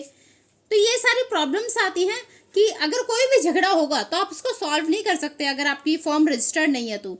इसीलिए सारी पार्टनरशिप फॉर्म प्रेफर करती हैं कि वो अपने फॉर्म को रजिस्टर्ड करा लें, राइट। तो इसीलिए रजिस्ट्रेशन कराया जाता है, ठीक है। अब बात कर लेते हैं नेक्स्ट हमारा कोऑपरेटिव ऑर्गेनाइजेशंस। कोऑपरेटिव ऑर्गेनाइजेशन एक ऐसी ऑर्गेनाइजेशन होती है, एक ऐसी एसोसिएशन होती है जहां लोग एक दूसरे के साथ मिलकर काम करते हैं एक दूसरे की हेल्प करने के लिए, ठीक है। तो इज द कोऑपरेटिव ऑर्गेनाइजेशंस और organisation is the voluntary association of persons who join together for mutual help, जो एक दूसरे की हेल्प करने के लिए एक दूसरे के साथ मिलकर एक ग्रुप बनाते हैं, एक ऑर्गेनाइजेशंस बनाते हैं, जिसका मेन मोटिव होता है सर्विस प्रोवाइड करना, एक दूसरे की हेल्प करना, ठीक है। वो होती है हमारी कोऑपरेटिव ऑर्गेनाइजेशन। इसके फीचर्स की मैं बात करूं तो वॉलेंट्री एसोसिएशन है, अपनी मर्जी से कोई भी पर्सन इसका पार्टनर बन सकता है। इसके लिए कोई स्पेसिफिक रूल्स नहीं है, गाइडलाइंस नहीं है। फर्स्ट हो गया वॉलंटरी एसोसिएशन। वॉलंटरी एसोसिएशन में क्या था कि किसी भी पार्टनर के लिए ना एंट्री या एग्जिट पर कोई रिस्ट्रिक्शंस नहीं होती। कोई भी पार्टनर जब मर्जी चाहे इसका मेंबर बन सकता है और जब मर्जी चाहे इसके मेंबर से हट सकता है। एक उसे केवल इन्फॉर्मेशन देनी होगी कि वो अब इसका मेंबर नहीं बने रहना चाहता, ठीक है। तो कोई भी पर्सन यहाँ आकर अपनी मर्जी से, अपनी विल से, अपनी विश से इसको ज्वाइन कर सकता है और लीव भी कर सकता है, तो उसे बोलते हैं voluntary association. Than equal voting rights, यहाँ पर सभी के पास इक्वल वोटिंग राइट्स होते हैं, मतलब सभी को डिसीजन लेने की सेम फ्रीडम होती है, चाहे किसी ने इसमें कैपिटल कंट्रीब्यूट की हो, चाहे किसी ने ना की हो, चाहे किसी ने इसमें कोऑपरेटिव ऑर्गेनाइजेशन में पैसे लगाए हो या ना लगाए हो, सभी का इक्वल राइट्स होते हैं। सर्विस मोटिव, ये प्रॉफिट अर्निंग के लिए काम नहीं करते, सर्विस मोटिव के लिए काम करते हैं। तो ये इसमें मिनिमम 10 मेंबर्स होते हैं, ये आप याद रखना। 10 बंदे मिलकर, कोई भी 10 पर्सन्स मिलकर कोऑपरेटिव ऑर्गेनाइजेशन शुरू कर सकते हैं, ठीक है। तो इनका मेन मोटिव होता है एक दूसरे की हेल्प करना, सर्विस प्रोवाइड करते हैं ये। देन सेपरेट लीगल एंटिटी, इनकी एक अपनी आइडेंटिफिकेशन होती है, एक सेपरेट लीगल एंटिटी होती है अपने नाम से अलग, ठीक है। 10 बंदे हैं, 10 बंदे का नाम ABCDEFG हो सकता है, ठीक है, लेकिन कंपनी का नाम क्या होगा? कंपनी का नाम फॉर एग्जाम्पल मान लेती हूँ मैं ABC कंपनी है, ठीक है। तो इसकी ABC कंपनी की अलग पहचान हो गई, जबकि इनकी इंडिविजुअल अलग पहचान है सबकी, राइट। तो लिमिटेड लाइबिलिटी, हाँ, लाइबिलिटी सबकी लिमिटेड होती है, जिसके लिए कोऑपरेटिव ऑर्गेनाइजेशंस को रजिस्टर कराना जरूरी होता है, ठीक है। तो इसमें लायबिलिटी सबकी लिमिटेड होती हैं। देन कंट्रोल, ये सारे मेंबर्स मिलकर, ये 10 मेंबर्स, ये जितने भी इसमें मेंबर्स हैं मिनिमम 10 होते हैं, तो ये 10 बंदे मिलकर एक मैनेजिंग कमेटी को सिलेक्ट करते हैं जो इस सारे डिसीजंस लेती है, मतलब वही कंट्रोल करती है, वही ये सारा सब कुछ मैनेज करेगी कोऑपरेटिव ऑर्गेनाइजेशंस में। तो ये मैनेज करने का काम किसको होता है? मैनेजमेंट कमेटी का। ये मैनेजमेंट कमेटी कौन डिसाइड करता है, कौन सिलेक्ट करता है? यहाँ के मेंबर्स, राइट। तो ये थे इसके फीचर्स। मेरिट्स की बात करें, इजी टू फॉर्म, शुरू करना इजी है, 10 एडल्ट मिलकर ये काम शुरू कर सकते हैं, इस बिजनेस को ज्वाइन कर सकते हैं, ठीक है। लिमिटेड लायबिलिटी होती है, अगर आप कोऑपरेटिव ऑर्गेनाइजेशन इसको रजिस्ट्रेशन कराना मैंडेटरी होता है तो लायबिलिटी भी लिमिटेड होती है सबकी। स्टेबल एक्सिस्टेंस, अगर 10 में से किसी एक पर्सन को कुछ हो जाता है तो ऑर्गेनाइजेशन पे कोई इफेक्ट नहीं पड़ेगा, ऑर्गेनाइजेशन कंटिन्यू चलती रहती है, तो ये कंटिन्यूटी बनी रहती है ऑर्गेनाइजेशन की, ठीक है। The equality in voting rights, voting status, सबके पास इक्वल राइट्स होते हैं। ओपन मेंबरशिप, कोई भी किसी भी कास्ट का, किसी भी रिलीजन का पर्सन आकर मेंबर बन सकता है, तो एक ओपन मेंबरशिप होती है। इकोनॉमिकली फंक्शनिंग, सस्ता होता है यहाँ पर काम करना, चीप रेट पर काम किया जाता है, क्योंकि मोस्टली जो काम है यहाँ के मेंबर्स ही करते हैं। रॉ मटेरियल अरेंज कराना, प्रोडक्शन करना, डिस्ट्रीब्यूशन करना, मोस्टली यहाँ पे मेंबर्स ही करते हैं, मिडिल मैंस नहीं होते, तो मिडिल मैंस का खर्चा बच जाता है। एडवर्टीजमेंट पे ये लोग ज़्यादा खर्च नहीं करते, तो वो खर्चा बच जाता है, इसलिए इकोनॉमिकल होता है। सपोर्ट फ्रॉम गवर्नमेंट, गवर्नमेंट से सपोर्ट मिलता है, गवर्नमेंट टैक्स पर इन्हें ये रिडक्शन देती है, छूट देती है, बाकी सब्सिडीज भी प्रोवाइड करती है, तो गवर्नमेंट की साइड से भी इन्हें काफ़ी सपोर्ट मिलता है। डीमेरिट की अगर मैं बात करूँ कोऑपरेटिव ऑर्गेनाइजेशन के डीमेरिट्स की, तो लिमिटेड कैपिटल, क्योंकि यहाँ पर सारे लोग ना नॉर्मल मिडिल क्लास लोग ज़्यादा होते हैं, तो उनके पास पहले से रिसोर्सेज लिमिटेड होती है, इसलिए वो सारे लोग मिलकर जो कैपिटल लगाएंगे वो भी लिमिटेड ही होगी, तो यहाँ पर कैपिटल लिमिटेड हो जाती है।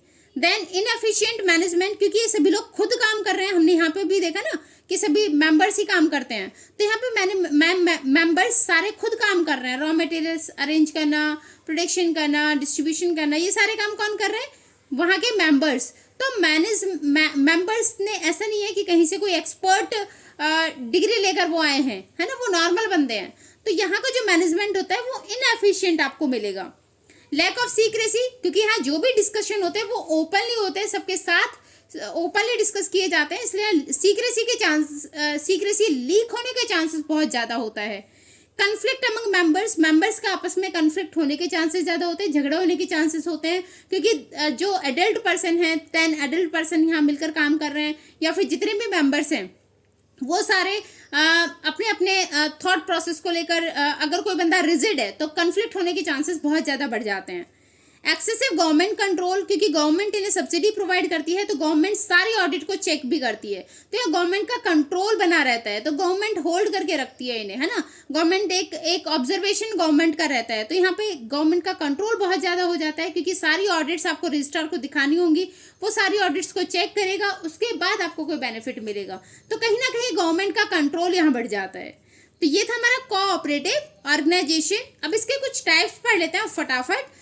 पहला है कंज्यूमर कोऑपरेटिव सोसाइटी। यहाँ पर कंज्यूमर ग्रुप के पर्सन्स आते हैं और एक दूसरे की हेल्प करने के मोटिव से सोसाइटी फॉर्म करते हैं, ग्रुप फॉर्म करते हैं। इसे पर्पस क्या होता है इस कंज्यूमर कोऑपरेटिव सोसाइटी का? मिडिल मैन्स को एलिमिनेट करना। तो यहाँ से मिडिल मैन्स को एलिमिनेट करने की कोशिश की जाती है। कंज्यूमर क्या करते हैं? डायरेक्ट गुड्स खरीदते हैं मैन्युफैक्चरर से, और फिर एक रीजनेबल रेट पर उसे आगे सेल किया जाता है, और ये जो प्रॉफिट होता है इसके मेंबर्स में डिवाइड किया जाता है एज डिविडेंड, डिविडेंड के तौर पर यहाँ दिया जाएगा, ठीक है, या फिर आगे नेक्स्ट ईयर के परचेस करने के लिए उसे सेव करके रखा जाएगा, राइट। तो यहाँ का जो मेन पर्पस होता है स्टडी सप्लाई ऑफ गुड्स बनी रहे रीजनेबल कॉस्ट पर ये गुड्स अवेलेबल कराते रहें कंज्यूमर्स को, ठीक है। देन आ जाते हैं प्रोड्यूसर्स कोऑपरेटिव सोसाइटी। यहाँ पर सोसाइटी के जो स्मॉल प्रोड्यूसर्स हैं, जो इंडिविजुअली काम करते हैं और इंडिविजुअली गुड्स या मशीनों को, महंगी मशीनों को नहीं खरीद सकते, टेक्नोलॉजीज को नहीं खरीद सकते, तो वो क्या करते हैं, वो सारे एक साथ मिलकर अपना एक ग्रुप फॉर्म कर लेते हैं और फिर एक साथ मिलकर उन टेक्निक्स को खरीदते हैं, ठीक है। तो इनका मेन मोटिव क्या होता है? Getting raw material, inputs, machinery जो एक इंडिविजुअल पर्सन नहीं खरीद पाता, तो ये क्या करते हैं, सारे ग्रुप बनाकर एक ऑर्गेनाइजेशंस फॉर्म करते हैं और फिर उन मशीनों को या इनपुट्स को रीजनेबल रेट पर परचेज करते हैं। कोऑपरेटिंग मार्केटिंग सोसाइटी, इसमें भी स्मॉल प्रोड्यूसर्स मिलकर ग्रुप बनाते हैं। ये ग्रुप किस लिए फॉर्म किया जाता है, ये सोसाइटी किस लिए बनाई जाती है, ताकि वो एक दूसरे की हेल्प कर पाएँ इजी डिस्ट्रीब्यूशन ऑफ गुड्स में और एक रीजनेबल प्राइस पर वो मार्केट में अवेलेबल करा पाएँ, ठीक है, कॉम्पिटिटिव प्राइस पर। तो यहाँ पर क्या करते हैं, छोटे छोटे प्रोड्यूसर्स एक साथ मिलकर आते हैं, एक साथ मिलकर काम करते हैं और अपने गुड्स को एक बेस्ट प्राइस पर सेल करते हैं। जैसे आपने देखा होगा आसपास जो फोटोकॉपी मशीन वाले जो लोग होते हैं उनमें आपने देखा होगा कि अगर आप बोलेंगे कि फोटोकॉपी एक पेज के कितने की, अगर एक ने 5 रुपये रखे होंगे तो वहाँ उस लाइन में सभी के 5-5 रुपये मिलेंगे, है ना। तो ये इस तरीके का एक वो ग्रुप फॉर्म किया जाता है सारे प्रोड्यूसर्स के थ्रू, ताकि वो अपने गुड्स को मार्केट में अवेलेबल करा सकें और एक कॉम्पिटिटिव प्राइस पर वो सेल आउट कर सकें, ठीक है। नेक्स्ट आ जाता है कोऑपरेटिव क्रेडिट सोसाइटी। तो यहाँ पर अपने अपने फंड इकट्ठे किए जाते हैं और एक दूसरे की हेल्प की जाती है, मेंबर्स की हेल्प की जाती है लोन प्रोवाइड करने में। एक दूसरे को लोन प्रोवाइड किया जाता है सही रेट ऑफ इंटरेस्ट के साथ, चीप रेट ऑफ इंटरेस्ट के साथ। देन कोऑपरेटिव हाउसिंग सोसाइटी, इसका मेन पर्पस होता है कि एक दूसरे मेंबर्स के लिए हाउसिंग फैसिलिटी प्रोवाइड करना इजी टर्म्स एंड कंडीशंस पर और इजी इंस्टॉलमेंट्स पर, ठीक है। तो यहाँ पर स्मॉल जो आपके ये जो हाउस प्रोवाइड करते हैं वो सारे मेंबर्स मिलकर एक साथ काम करते हैं, ठीक है। बड़े बड़े प्लॉट ये लोग क्या करते हैं, बड़ी बड़ी ज़मीनें खरीद लेते हैं, प्लॉट्स खरीद लेते हैं लैंड के, ठीक है, कॉन्ट्रैक्ट फ्लैट खरीद लेते हैं, फिर उन्हें छोटे छोटे इंस्टॉलमेंट्स में या छोटे छोटे पार्ट्स में लोगों को आगे ऑफर करते हैं अपने पार्टनर्स के लिए, चीप रेट पर आगे अवेलेबल कराते हैं, ठीक है। तो रेसिडेंशियल अकोमोडेशन प्रोवाइड करना इनका एक मेन ऑब्जेक्टिव होता है और मेंबर्स को सही रेट पर, चीप रेट पर घर मिल जाए, वो इनका मेन ऑब्जेक्टिव होता है, ठीक है। नेक्स्ट कोऑपरेटिव फार्मिंग सोसाइटी, यहाँ स्मॉल फार्मर्स मिलकर अपना एक ग्रुप फॉर्म करते हैं।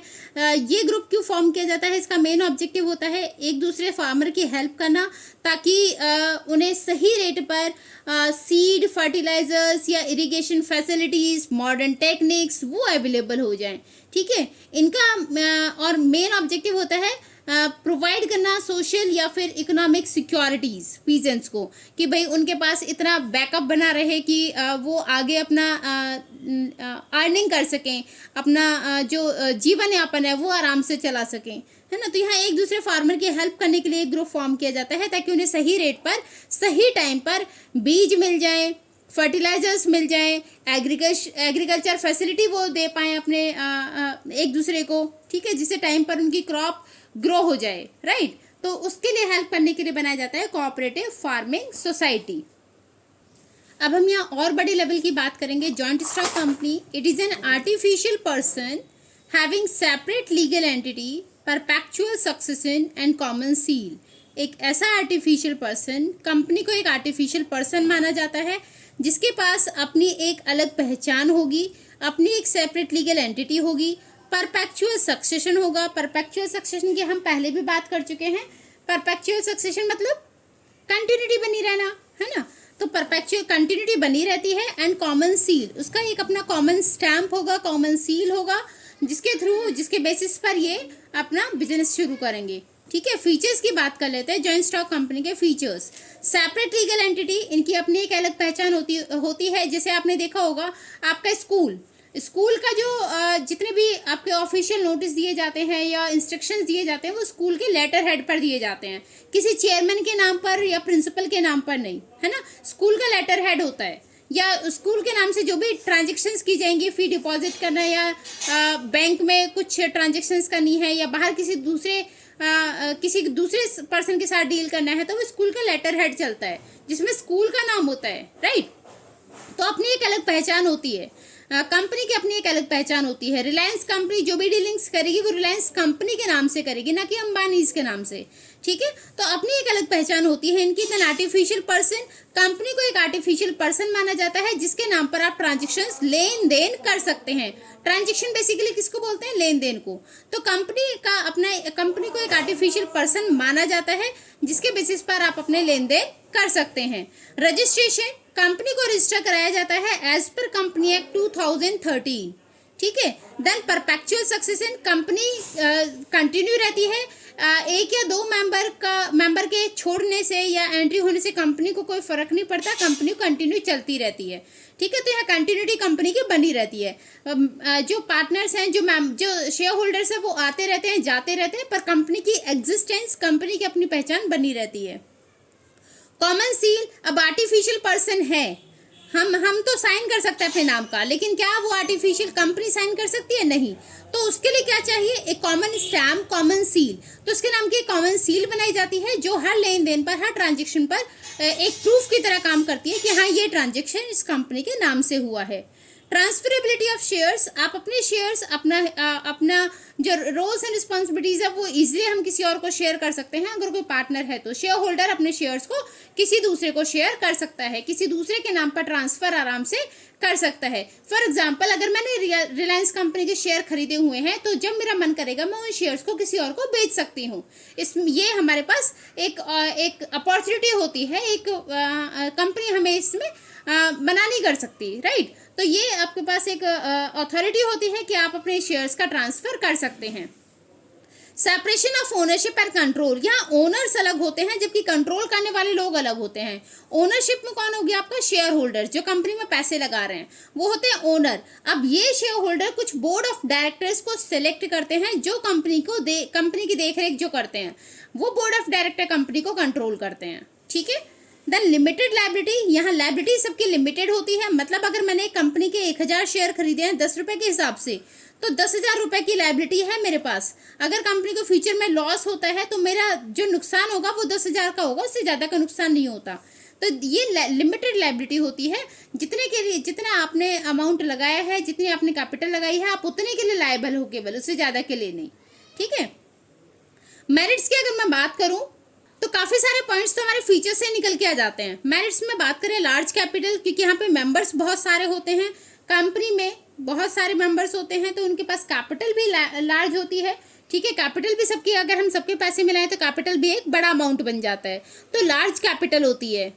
अगर मैं प्राइवेट कंपनी की बात करूँ तो मिनिमम मेंबर 2 होते हैं, जबकि मैक्सिमम मेंबर, मिनिमम आपके 2 मेंबर होते हैं, जबकि मैक्सिमम आपके 200 होते हैं।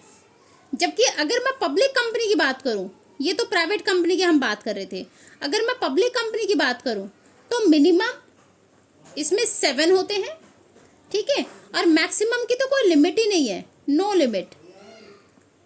तो यहाँ पे बहुत सारे लोग होते हैं हमारे पास, तो इन सारे लोगों से अगर हम फंड अरेंज करेंगे तो एक लार्ज कैपिटल हमारे पास हो जाती है।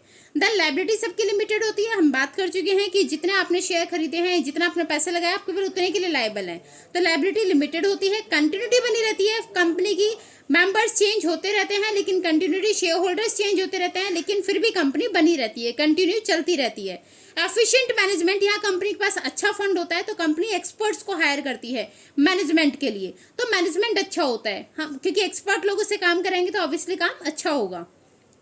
ग्रोथ एंड एक्सपेंशन, आपके पास फंड अच्छा है, आप उस फंड से इन्वेस्ट कर सकते हैं, अपनी कंपनी को ग्रो करा सकते हैं, तो ग्रोथ के भी चांसेस बहुत ज़्यादा होते हैं। Then easy transferability of shares, हमने अभी पढ़ा ट्रांसफरेबिलिटी ऑफ शेयर्स, आप अपने शेयर्स किसी और को आराम से ट्रांसफर कर सकते हैं। पब्लिक कॉन्फिडेंस, लोग भरोसा करते हैं ऐसी कंपनी के ऊपर, क्योंकि ये कंपनी के साथ अपनी सारे ऑडिट्स को शेयर करते हैं, सारी जो इनकी ट्रांजेक्शन्स की रिकॉर्डिंग होती है, जो इनकी बैलेंस शीट बनेगी, या जो इनके अपने पास अपने जो डेटा होगा उसको ये शेयर करते हैं लोगों के साथ, तो लोगों का भरोसा होता है, ठीक है। एफिशिएंट मैनेजमेंट, वही ये 2 बार आ गया है, इसको आप एक बार कर लेना, एफिशिएंट मैनेजमेंट हम पहले कर चुके हैं। डिस्पर्सल ऑफ ओनरशिप आप ट्रांसफर कर सकते हैं, यही सेम जैसे शेयर्स के हमने ट्रांसफर किया था, ऐसी ओनरशिप भी आराम से ट्रांसफर हो जाती है, ठीक है। तो ये भी वही बात हो जाती है। देन सोशल रिस्पॉन्सिबिलिटी, हम लोगों, देखिए कंपनी में क्या है, इतने सारे लोग काम कर रहे हैं, 200 लोग काम कर रहे हैं, तो आपने एम्प्लॉयमेंट जनरेट किया, तो कहीं ना कहीं सोसाइटी के लिए जो हमारी रिस्पॉन्सिबिलिटी है ना, उन रिस्पॉन्सिबिलिटीज को पूरा करते हैं, ठीक है। तो ये थे इसके मेरिट्स। अब मैं डीमेरिट्स की अगर बात करूं तो डीमेरिट्स में क्या है, lengthy and expensive legal formalities, company शुरू करने के लिए बहुत सारी फॉर्मेलिटीज को पूरा करना होता है, बहुत सारे डॉक्यूमेंट्स आपको सबमिट करने होते हैं, कंपनी एक्ट 2013 के अकॉर्डिंग गाइडलाइंस को फॉलो करना होता है, जो बहुत लेंदी प्रोसेस होता है और जिसमें आपको टाइम लग जाता है और पैसे लग जाते हैं, ठीक है। लैक ऑफ मोटिवेशन, मोटिवेशन नहीं मिलता यहाँ पर, क्योंकि देखिए सोल प्रोप्राइटरशिप में क्या था, हम अपने लिए काम कर रहे थे, हम अपनी ग्रोथ कर रहे थे, जबकि यहाँ पर ग्रोथ कुछ लोगों की होती है। जैसे मैनेजर है, मैनेजर जो भी कितना भी अच्छा काम कर ले, उससे प्रॉफिट जो होना है वो शेयर होल्डर्स में बंटना है, मैनेजर को तो उसकी उतनी सैलरी मिलनी है ना। तो यहाँ पे लोग मोटिवेट नहीं हो पाते, मोटिवेट होकर काम नहीं कर पाते, क्योंकि डायरेक्ट इंसेंटिव उन्हें नहीं मिलता, right. Then delay in decision, यहाँ पर डिसीजंस लेने में काफ़ी टाइम लगता है, क्योंकि पहले टॉप लेवल वाले बंदे पॉलिसीज बनाते हैं, शेयर बोर्ड ऑफ डायरेक्टर में वो डिसीजंस लिए जाते हैं, फिर उन डिसीजंस को कम्युनिकेट किया जाता है आगे अलग अलग लेवल्स के साथ, मिडिल लेवल के साथ, लोअर लेवल के साथ, फिर उस पर वर्कआउट होता है। तो डिसीजन लेने में काफ़ी टाइम लगता है और इम्प्लीमेंट करने में काफ़ी टाइम लगता है। एक्सेसिव गवर्नमेंट कंट्रोल, गवर्नमेंट का कंट्रोल होता है कंपनीज के ऊपर, क्योंकि जैसे हमने पहले बात की थी कि ऑडिट्स को यहाँ रजिस्ट्रार को और पब्लिक के साथ शेयर करना होता है, तो कंपनी अपने सारे ऑडिट, सारे ट्रांजेक्शन्स को रजिस्ट्रार को सबमिट करेगी एज वेल एज पब्लिक को दिखाएगी, ठीक है। तो गवर्नमेंट कंट्रोल ज़्यादा होता है। Then dispute among various groups, अलग अलग ग्रुप्स के बीच में डिस्प्यूट हो सकते हैं, जैसे अलग अलग ग्रुप्स में सप्लायर आ गए जो कंपनी को मटेरियल सप्लाई कर रहे हैं, क्रेडिटर आ गए जो कंपनी को लोन प्रोवाइड कर रहे हैं, ठीक है, इन्वेस्टर आ गए जो कंपनी में पैसा लगा रहे हैं। तो इनमें क्या होता है, सभी को ये चाहिए कि भाई उसका पैसा उसे सबसे पहले मिले, तो इस चक्कर में इनके आपस में झगड़े होने के चांसेस ज़्यादा होते हैं। सप्लायर को लगेगा कि सप्लाई उसको पहले सबसे पहले पे किया जाए, क्रेडिटर्स को लगेगा कि जो उनसे लोन लिया है पहले उन्हें पे किया जाए, वैसे ही इन्वेस्टर्स जिन्हें पहले पैसा लगाया है वो भी चाहते हैं कि उन्हें रिटर्न मिले, है ना। तो यहाँ पे इन लोगों के बीच में डिस्प्यूट होने के चांसेस बढ़ जाते हैं। देन इकोनॉमिक ऑलिगार्की में आ जाता है आपका डिसीजन पावर इन माइनॉरिटी। तो यहाँ पर जो डिसीजंस लेते हैं ना वो कुछ ही लोग लेते हैं, जैसे हम बोल रहे थे ना बोर्ड ऑफ डायरेक्टर कंट्रोल करता है, तो यहाँ पर जो डिसीजंस लेने की पावर होती है वो कुछ ही लोगों के पास होती है, बाकी लोग तो केवल फॉलो करते हैं इंस्ट्रक्शंस को। तो यहाँ पर ये जो फ्यू पीपल्स होते हैं उन्हीं के पास सारा कंट्रोल होता है, वही सारे डिसीजंस को लेते हैं, वही पूरी कंट्री को कंट्रोल करते हैं, राइट। देन नेक्स्ट आ जाता है अनहेल्दी स्पेकुलेशंस। अनहेल्दी स्पेकुलेशंस में कंपनी के अंदर जो कुछ लोग होते हैं, जैसे प्रमोटर हो गया, जैसे बोर्ड ऑफ डायरेक्टर्स हो गए, इन्हें कंपनी के सीक्रेट्स पता होते हैं। तो ये जब इन्हें पता होता है कि कंपनी के शेयर्स कब बढ़ने वाले हैं, रेट कब बढ़ने वाला है उनका, और कब उनका प्राइस कम होने वाला है, तो उसका फायदा उठाकर ये अपना पर्सनल बेनिफिट लेते हैं। जबकि बाकी जो इन्वेस्टर्स हैं उन्हें बेचारों को नहीं पता होता कि कंपनी के शेयर कब बढ़ेंगे कब कम होंगे। तो एक अनहेल्दी स्पेकुलेशंस होता है। जिन लोगों के पास वो सीक्रेट्स हैं वो तो फायदा उठा लेते हैं, बाकी लोगों का नुकसान हो जाता है ना। नेक्स्ट हो जाता है pressure on government decision. Government नए नए रूल्स बनाती रहती है इनमें इम्प्रूवमेंट करने के लिए, तो उन रूल्स को कंपनी को फॉलो करना होता है इन एनी हाउ कंडीशन। तो ये थे इसके डीमेरिट्स। बात कर लेते हैं types of company. Private company जिसमें मिनिमम अभी हमने बात की थी 2 मेंबर्स होते हैं, मैक्सिमम आपके 200 मेंबर्स होते हैं, ठीक है। यहाँ पर ये पब्लिक को इन्वाइट नहीं करती शेयर्स के लिए, ठीक है। तो यहाँ पर कोई भी कंपनी, कोई भी नॉर्मल पब्लिक इस कंपनी में इन्वेस्ट नहीं कर पाती, ठीक है। तो प्राइवेट कंपनी लोगों को इनवाइट नहीं करती अपने शेयर्स के लिए, ठीक है। और यहाँ पर right of transfer of interest भी नहीं होता, ट्रांसफ़र ऑफ शेयर्स भी नहीं होता, ट्रांसफ़र ऑफ शेयर्स ये भी अलाउ नहीं होता, ठीक है। पब्लिक कंपनी की मैं बात करूँ तो यहाँ पर मिनिमम मेंबर्स थे 7, जबकि मैक्सिमम की कोई लिमिट नहीं होती, no limit for maximum members, है ना। और यहाँ पर ट्रांसफरेबिलिटी ऑफ शेयर्स है, ट्रांसफ़र किया जा सकता है शेयर्स का, और ये लोगों को, पब्लिक को इनवाइट भी करते हैं, ठीक है। पब्लिक इनविटेशन दिया जाता है अपने शेयर्स में इन्वेस्ट करने के लिए, ठीक है। तो वो हो गई पब्लिक कंपनी, राइट। नेक्स्ट आ जाता है हमारा 1% कंपनी, जिसे ओपीसी भी बोलते हैं। तो as per the company act 2013 rule 3(1), 2013 rule 3(1), इसके अकॉर्डिंग एक नेचुरल पर्सन जो इंडियन सिटीजन है और रेसिडेंट है इंडिया का, वो एक ओपीसी क्रिएट कर सकता है, ठीक है। ओपीसी के कुछ लिमिटेशंस होती है कि एक से ज़्यादा कंपनी में इन्वेस्ट नहीं कर सकती है, नॉमिनी नहीं बन सकती एक से ज़्यादा कंपनी की, ठीक है। ओपीसी कंपनी अपने आप को पब्लिक या प्राइवेट कंपनी में कन्वर्ट कर सकती है कुछ सर्टेन कंडीशंस पर। जैसे अगर ओपीसी की पेड अप कैपिटल, मतलब उसकी टोटल कैपिटल 50 लाख से ज़्यादा होती है, या एनुअल टर्नओवर 2 करोड़ रुपए से ज़्यादा है तो उसे कन्वर्ट किया जा सकता है पब्लिक कंपनी में या प्राइवेट कंपनी में, राइट। तो ये थी सारी टाइप्स ऑफ कंपनीज। अब बात कर लेते हैं stages in formation of a company. एक कंपनी को फॉर्म बनाने के लिए कौन कौन सी स्टेज होती है, कंपनी कैसे बनती है, ठीक है। तो फर्स्ट हो गया इसमें प्रमोशन। फर्स्ट स्टेज है प्रमोशन। प्रमोशन में क्या क्या इंक्लूड किया जाता है? Promotion includes all the steps right from the discovery of idea to starting the company till it is formed. कि आपका जब माइंड में आइडिया है ना कि आपको कंपनी फॉर्म करनी है, तब से लेकर जब तक कंपनी बनेगी वो सारे स्टेप्स प्रमोशन में आते हैं। जैसे आइडेंटिफिकेशन ऑफ बिजनेस अपॉर्चुनिटीज, ये आइडेंटिफाई करना कि आप कौन सा बिजनेस खोलेंगे, कौन सी कंपनी स्टार्ट करने वाले हैं। फिजिबल स्टडीज, कि उसके लिए कौन कौन सी स्टडीज आपके स्किल्स होनी चाहिए। फिजिबिलिटी में जनरली हम बात करते हैं टेक्निकल फिजिबिलिटी या फाइनेंशियल फिजिबिलिटी की। टेक्निकल फिजिबिलिटी का मतलब होता है जो भी आप बिजनेस शुरू करने जा रहे हैं, क्या उसमें उसके अकॉर्डिंग आपके पास टेक्नोलॉजी है, लेबर है, मशीनें हैं। तो जो आइडिया आपने सोचा है, जो कंपनी स्टार्ट आप करने वाले हैं, उसमें किस टेक्नोलॉजी का आप यूज़ करने वाले हैं, उसके अकॉर्डिंग क्या आपको लेबर मिलेगी, क्या आपको मशीनें मिलेंगी, ठीक है। फाइनेंशियल फिजिबिलिटी मतलब होता है कि फाइनेंस, पैसा इतना लगेगा। आपका सपोज आपने सोचा है कि हम एक अर्बनाइजेशन कर दें रूरल एरिया का, लेकिन इसमें फंड बहुत सारा लग रहा है, अब वो फंड नहीं अरेंज हो पाएगा, है ना। तो ये भी देखना होता है, उसकी भी स्टडी करनी होती है फिजिबिलिटी की, कि हम जो आइडिया लेकर चल रहे हैं क्या उसके ऊपर वर्कआउट हो पाएगा, क्या उसके ऊपर प्लान कर पाएंगे आप, ठीक है। तो ये हो गया आपका feasibility studies. Then next point आ जाता है हमारा नेम अप्रूवल। तो यहाँ पर नेम अप्रूवल में नाम के लिए रजिस्ट्रार के पास एक एप्लीकेशन देना होता है, उस नाम को अप्रूव कराना होता है रजिस्ट्रार को। तो ये नाम देकर रजिस्ट्रार इंश्योर करेगा कि कोई और कंपनी का तो नाम आपने नहीं लिया है, कोई और कंपनी तो मैच नहीं कर रही है आपके नाम, कंपनी के नाम के साथ। और जब वो इंश्योर करता है तो वो आपके नाम को अप्रूवल दे देगा। नेक्स्ट पॉइंट हो जाता है हमारा, इसके बाद है आपका fixing up signatory to MOA memorandum of association. यहाँ पर प्रोमोटर डिसाइड करता है कि कौन लोग उसके मेमोरेंडम ऑफ एसोसिएशन पर साइन करेंगे।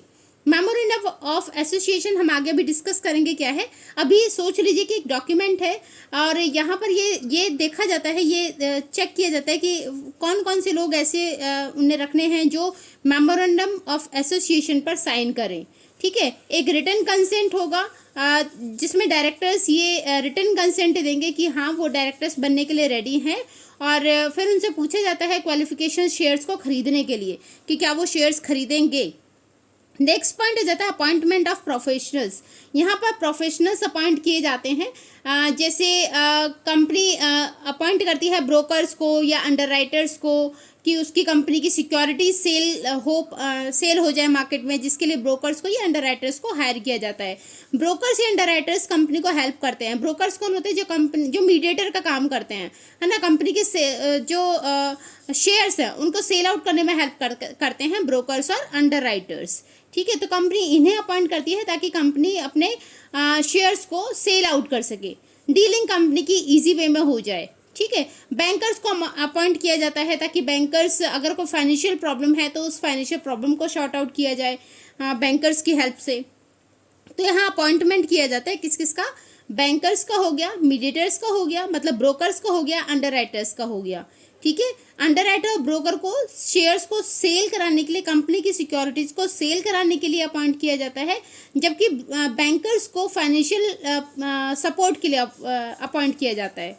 नेक्स्ट आ जाता है हमारा प्रिपरेशन ऑफ नेसेसरी डॉक्यूमेंट्स। फिर नेसेसरी डॉक्यूमेंट्स को प्रिपेयर किया जाता है। इन नेसेसरी डॉक्यूमेंट्स में आपका MOA मेमोरेंडम ऑफ एसोसिएशन, जो हम यहाँ बात कर रहे थे, वो आता है। Articles of association, AOA, prospectus, ये कुछ इंपॉर्टेंट डॉक्यूमेंट होते हैं जिन्हें प्रिपेयर करा जाता है, ठीक है। इन डॉक्यूमेंट्स को रेडी कराया जाता है। तो ये फर्स्ट स्टेज था प्रमोशन। तो प्रमोशन में वो सारी एक्टिविटीज़ थी जिसमें हम कंपनी को कंपनी के जो हम आइडेंटिफाई से शुरू करेंगे कि कंपनी को कैसे हमें शुरू करना है, कहाँ से, किस नाम से शुरू करेंगे। और ये तब तक चलता है जब तक कंपनी का जो बन नहीं जाती, ठीक है, तब तक की जितने भी स्टेप्स हैं वो सारे आते हैं प्रमोशन में। तो कंपनी कहाँ से आप शुरू करेंगे, किस नाम से आप शुरू करेंगे, वहाँ से लेकर नेसेसरी डॉक्यूमेंट प्रिपेयर करने तक आपका प्रमोशन चला। सेकेंड स्टेप होता है आपका इनकॉर्पोरेशन स्टेज। तो इनकॉर्पोरेशन स्टेज का मतलब होता है कंपनी को रजिस्टर कराना रजिस्ट्रार के पास, ठीक है। तो रजिस्ट्रार के पास कंपनी को रजिस्टर कराना होता है। इसके लिए कुछ डॉक्यूमेंट्स होते हैं, जो इंपॉर्टेंट डॉक्यूमेंट्स थे उन्हें फिल कराया जाता है। उन डॉक्यूमेंट्स की डिटेल फिल की जाती हैं। इन डॉक्यूमेंट्स में जैसे हमने बात की थी, memorandum of association, articles of association, prospectus, ठीक है, लिस्ट ऑफ डायरेक्टर्स, या रिटर्न कंसेंट हो गया, हमने बात की थी डायरेक्टर्स का रिटर्न कंसेंट होता है, तो वो रिटर्न कंसेंट हो गया। तो इस तरीके से जो इंपॉर्टेंट डॉक्यूमेंट्स होते हैं उनको फाइल किया जाता है, उनको फिल किया जाता है। देन इसके लिए जो चार्जेस लगते हैं, रजिस्ट्रार को एक पर्टिकुलर अमाउंट पे करना होता है, एक चार्ज देना होता है, एक फीस पे करनी होती है, वो फीस यहाँ सबमिट की जाती है रजिस्ट्रार को, ठीक है। देन इसके बाद रजिस्ट्रेशन प्रोसेस शुरू होता है। यहाँ पर रजिस्ट्रेशन में रजिस्ट्रार ये चेक करेगा कि क्या फीस जो मांगी गई थी, जो कमीशन मांगा गया था, वो आपको मतलब फीस चार्ज जो की गई थी वो फीस आपने दे दी है, सारी डॉक्यूमेंट्स आपने सबमिट कर दिए हैं। उसके बाद यहाँ पर रजिस्ट्रार ये इसकी वैलिडिटी और ऑथेंटिसिटी चेक करता है सारे डॉक्यूमेंट्स की, और अगर वो आपकी सबसे सेटिस्फाई हो जाता है तो आगे अपने रजिस्टर में आपकी कंपनी के नाम की एंट्री कर लेगा। तो ये रजिस्टर में रजिस्ट्रेशन हो जाता है, उसको बोलते हैं रजिस्ट्रेशन हो जाना। तो कंपनी रजिस्ट्रार अपने रजिस्टर में आपकी कंपनी के नाम की एंट्री कर देगा, ठीक है। देन सर्टिफिकेट ऑफ इनकॉर्पोरेशन, यहाँ एक सर्टिफिकेट दिया जाता है बिजनेस स्टार्ट करने के लिए, ठीक है। तो यहाँ कंपनी जब अपने एक्टिविटीज शुरू करेगी, जब अपना प्रोसेस शुरू करेगी, अपनी ट्रांजेक्शन शुरू करेगी, उससे पहले ये सर्टिफिकेट कंपनी को दिया जाता है, जिसका मतलब है कि हाँ आपकी कंपनी का एक लीगल एक्सिस्टेंस है, लीगली आपकी कंपनी बन चुकी है, लीगली उसका जन्म हो चुका है, ठीक है, पैदा हो चुकी है आपकी कंपनी। तो ये सर्टिफिकेट ऑफ इनकॉर्पोरेशन के बाद सारे आगे के काम शुरू हो जाते हैं, ठीक है। अब ये तो हो गए हमारे प्राइवेट कंपनी। तो प्राइवेट कंपनी के लिए ये दो स्टेप्स थे, प्रमोशन, जिसमें कंपनी की आइडेंटिटी फाइंड आउट की जाती है कि कंपनी कहाँ खोलनी है, कैसे खोलनी है, सारी चीज़ें देखी जाएंगी, क्या नाम रखोगे, क्या कहाँ शुरू करोगे अपनी कंपनी को, क्या क्या उसका ऑब्जेक्टिव क्या होगा, कितना रिस्क होगा, कितने पैसे लगेंगे, ये सारी चीज़ें डिसाइड की जाती हैं, है ना। देन फिजिबिलिटी देखी जाती है कि फिजिबिलिटी क्या आप जो कंपनी शुरू करने जा रहे हैं वो टेक्निकली और फाइनेंशियली फिजिबल है। टेक्निकली जो आप टेक्निक्स यूज़ करेंगे, क्या आपको उसके अकॉर्डिंग लेबर मिलेगी, मशीनें मिलेंगी, फाइनेंस आपके पास इतना पैसा है कि आप फाइनेंस शुरू कर सकते हैं अपनी कंपनी को। देन इसके बाद नेम अप्रूवल लिया जाता है, एक नाम आप रजिस्ट्रार से अप्रूव कराएंगे अपनी कंपनी का। देन कुछ ये डॉक्यूमेंट्स पर एमओए के साइन किए जाते हैं, मेमोरेंडम ऑफ एसोसिएशन के साइन कराए जाते हैं डायरेक्टर्स से। ये देखा जाता है कि कौन बंदे, आप किस बंदों को ये रिस्पॉन्सिबिलिटी दोगे जो मेमोरेंडम ऑफ एसोसिएशन पर साइन करें। देन फिर अपॉइंटमेंट किया जाता है ब्रोकर्स का, अंडरराइटर्स का, बैंकर्स का, जो आपकी हेल्प करेंगे आपके शेयर्स को सेल आउट करने में। लास्ट में नेसेसरी जो डॉक्यूमेंट्स थे उनको प्रिपेयर करके रखा जाता है, जिनमें मेमोरेंडम ऑफ एसोसिएशन है, आर्टिकल्स ऑफ एसोसिएशन है या प्रॉस्पेक्टस है। सेकेंड स्टेज थी इनकॉर्पोरेशन स्टेज, जिसमें रजिस्टर कराया जाता है रजिस्ट्रार के थ्रू। रजिस्ट्रार अपने रजिस्टर में आपकी कंपनी को रजिस्टर कराएगा, तो उसके लिए ये नेसेसरी डॉक्यूमेंट्स को देखेगा, फिल करा कर आपसे लेगा, वो सारी ऑथेंटिसिटी और वैलिडिटी उसकी चेक की जाती है। चार्ज कुछ लिए जाते हैं, वो चार्ज कंफर्म किए जाते हैं। जब सारी चीज़ें ओके हो जाती है तो रजिस्ट्रार आपकी कंपनी का नाम एंट्री कर देगा और आपको एक सर्टिफिकेट ऑफ इनकॉर्पोरेशन मिल जाता है, मतलब लीगली हो जाता है कि आपकी कंपनी अब बन गई है, लीगली फॉर्म हो गई है। यहाँ से आप अपनी कंपनी का काम, अपनी कंपनी के ट्रांजेक्शन शुरू कर सकते हैं। अब बात करते हैं पब्लिक कंपनी की। अगर पब्लिक कंपनी शुरू हमें करनी है, गवर्नमेंट कंपनी शुरू करनी है, तो उसके लिए और स्टेप्स हैं। थर्ड स्टेप है कैपिटल सब्सक्रिप्शन एंड कमिटमेंट, ठीक है। यहाँ पर एक स्टेप और बढ़ जाता है, तो ये केवल पब्लिक कंपनी के लिए है, जो पब्लिक कंपनीज होती है, जो गवर्नमेंट कंपनी है उनके लिए है। सबसे पहले इन्हें सेबी में अप्रूवल कराना होता है, सेबी से अप्रूवल लेना होता है, सेबी में लिस्ट कराना होगा अपनी कंपनी को, ठीक है। तो यहाँ से सेबी का security exchange board of India, यहाँ ये क्या है, एक रेगुलेटरी बॉडी है जो पूरे कैपिटल मार्केट को कंट्रोल करती है, ऑब्जर्व करती है। तो सेबी से अप्रूवल लेना होता है अपनी कंपनी के लिए, ठीक है। सारी इन्फॉर्मेशन यहाँ कंपनी के पास, सेबी के पास यहाँ सारी इन्फॉर्मेशन सबमिट करनी होंगी। उसके बाद सेबी अगर देखती है कि आपने सारी सही इन्फॉर्मेशन उसको दी है तो अप्रूव करेगी। और अगर उसे लगता है कि आपने कुछ उसके साथ कुछ इन्फॉर्मेशन आपने हाइड करके रखी थी तो सेबी आपके रजिस्ट्रेशन को कैंसिल भी कर सकती है। ठीक है, तो सेबी का अप्रूवल ज़रूरी होता है। इसके बाद हो गया प्रोस्पेक्टस और ल्यू ऑफ प्रोस्पेक्टस और statement in lieu of prospectus. तो यहाँ पे कंपनी एक दूसरा डॉक्यूमेंट प्रिपेयर करती है जिसको बोलते हैं प्रोस्पेक्टस।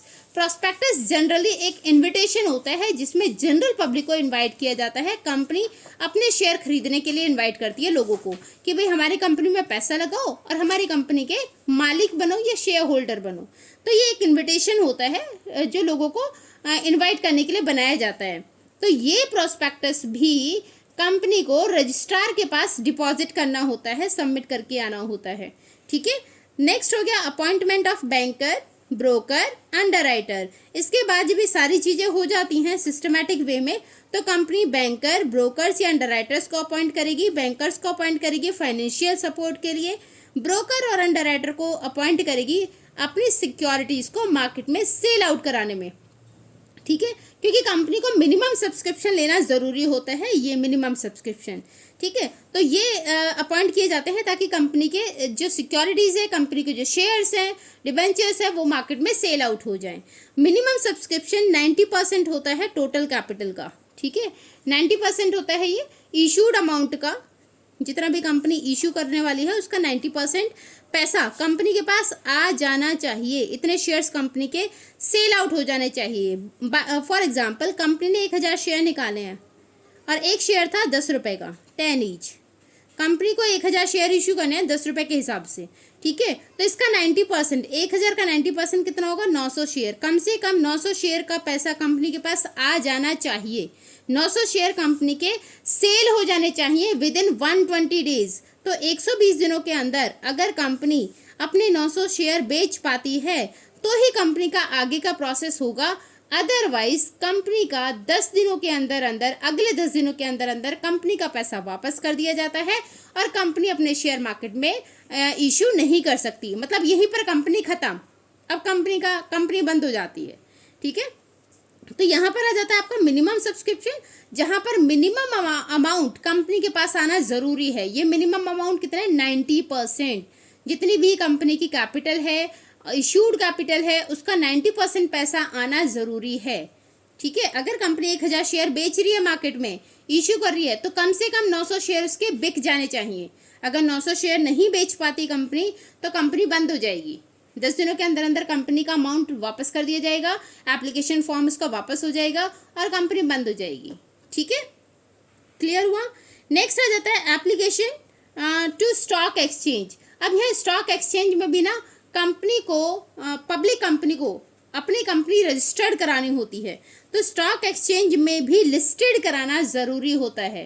तो पब्लिक कंपनी क्या करेगी? स्टॉक एक्सचेंज के पास अपनी सारे इन्फॉर्मेशन देगी कि भाई उसने क्या कौन कौन से शेयर्स निकाले थे, कितने कितने रेट के थे और किस किस हिसाब से उसने शेयर्स इशू करे हैं, वो सारी डिटेल्स देगी।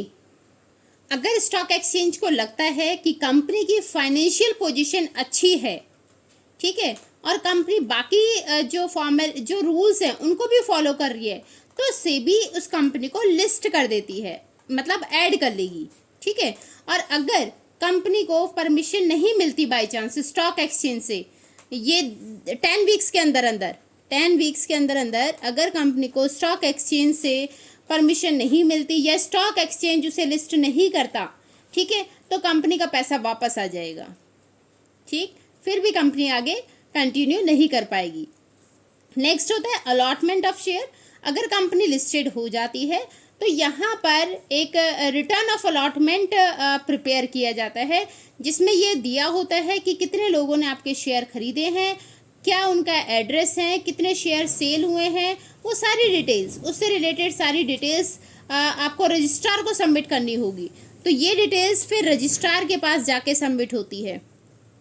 ठीक है, किस किस ने शेयर खरीदे हैं, उनका नाम, एड्रेस, नंबर ऑफ शेयर्स, कितने कितने इशू किए थे, वो सारी डिटेल्स रजिस्ट्रार को देनी होती है। एंड फाइनली अगर सारी चीज़ें सही थी तो कंपनी को कमेंसमेंट ऑफ बिजनेस का सर्टिफिकेट मिल जाता है और कंपनी अपना ट्रांजेक्शन शुरू कर देती है। तो यहाँ पर डिक्लेरेशन देना होता है कि कंपनी ने जो भी शेयर से रिलेटेड इन्फॉर्मेशन दी है, मिनिमम सब्सक्रिप्शन से रिलेटेड इन्फॉर्मेशन दी है, वो बिल्कुल सही है। कंपनी ने जो भी अलॉटमेंट ऑफ शेयर से रिलेटेड इन्फॉर्मेशन दी है वो बिल्कुल सही है। कंपनी फिर सारे ये जो डायरेक्टर्स होते हैं वो साइन करते हैं कि ऊपर जितनी भी इन्फॉर्मेशन दी गई थी वो पूरी सही है, ठीक है। इसके बाद कमेंसमेंट ऑफ बिजनेस का एक सर्टिफिकेट प्रोवाइड किया जाता है कंपनी को, और कंपनी अपने ट्रांजेक्शन्स, अपने वर्किंग्स एक्शन में आ जाती है, अपना प्लान शुरू कर सकती है, ठीक है। तो ये थे पब्लिक कंपनी के लिए एक एक्स्ट्रा जो स्टेप बढ़ जाता है, राइट। अब बात कर लेते हैं इंपॉर्टेंट डॉक्यूमेंट जो होते हैं फॉर्मेशन ऑफ कंपनी में, जो इंपॉर्टेंट डॉक्यूमेंट यूज़ किए जाते हैं।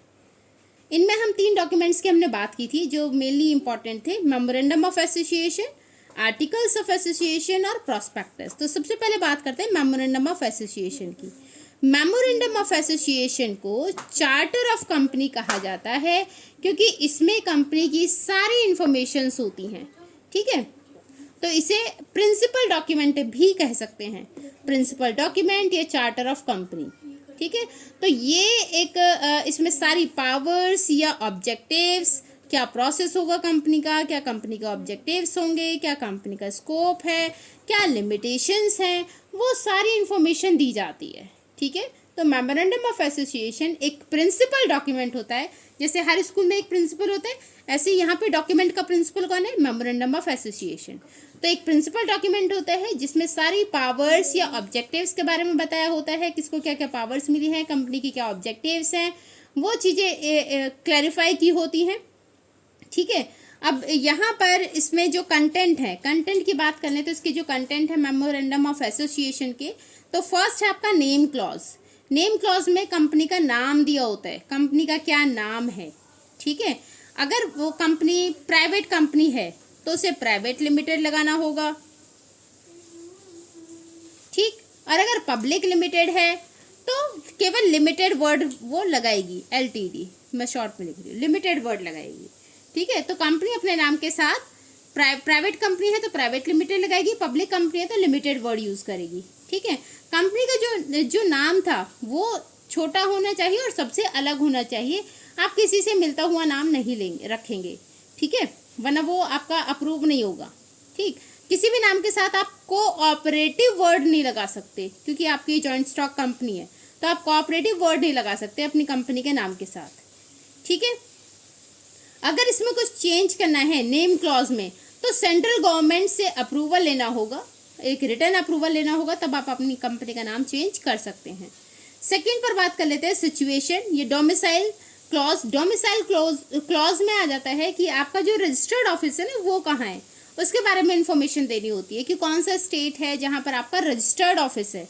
रजिस्टर्ड ऑफिस से मतलब जहाँ आप इंपॉर्टेंट डॉक्यूमेंट्स रखते हैं, जहाँ से आपका मेन कंट्रोल करते हैं आप बाकी ब्रांचेस को, उसे बोलते हैं रजिस्टर्ड ऑफिस। तो वो किस स्टेट में है ये इसमें बताया जाता है डोमिसाइल क्लॉज में, ठीक है। इसमें आपका अगर इसमें कुछ ऑल्ट्रेशन करनी है तो इसके लिए भी आपको स्पेशल रिजोल्यूशन के थ्रू रजिस्ट्रार, दोनों स्टेट के रजिस्ट्रार को, अगर आपने अपना रजिस्टर्ड ऑफिस शिफ्ट किया है एक स्टेट से दूसरे स्टेट में, तो दोनों स्टेट के रजिस्ट्रार से आपको परमिशन लेनी होगी, वहाँ आपको इन्फॉर्मेशन देनी होगी स्पेशल रिजोल्यूशन के थ्रू।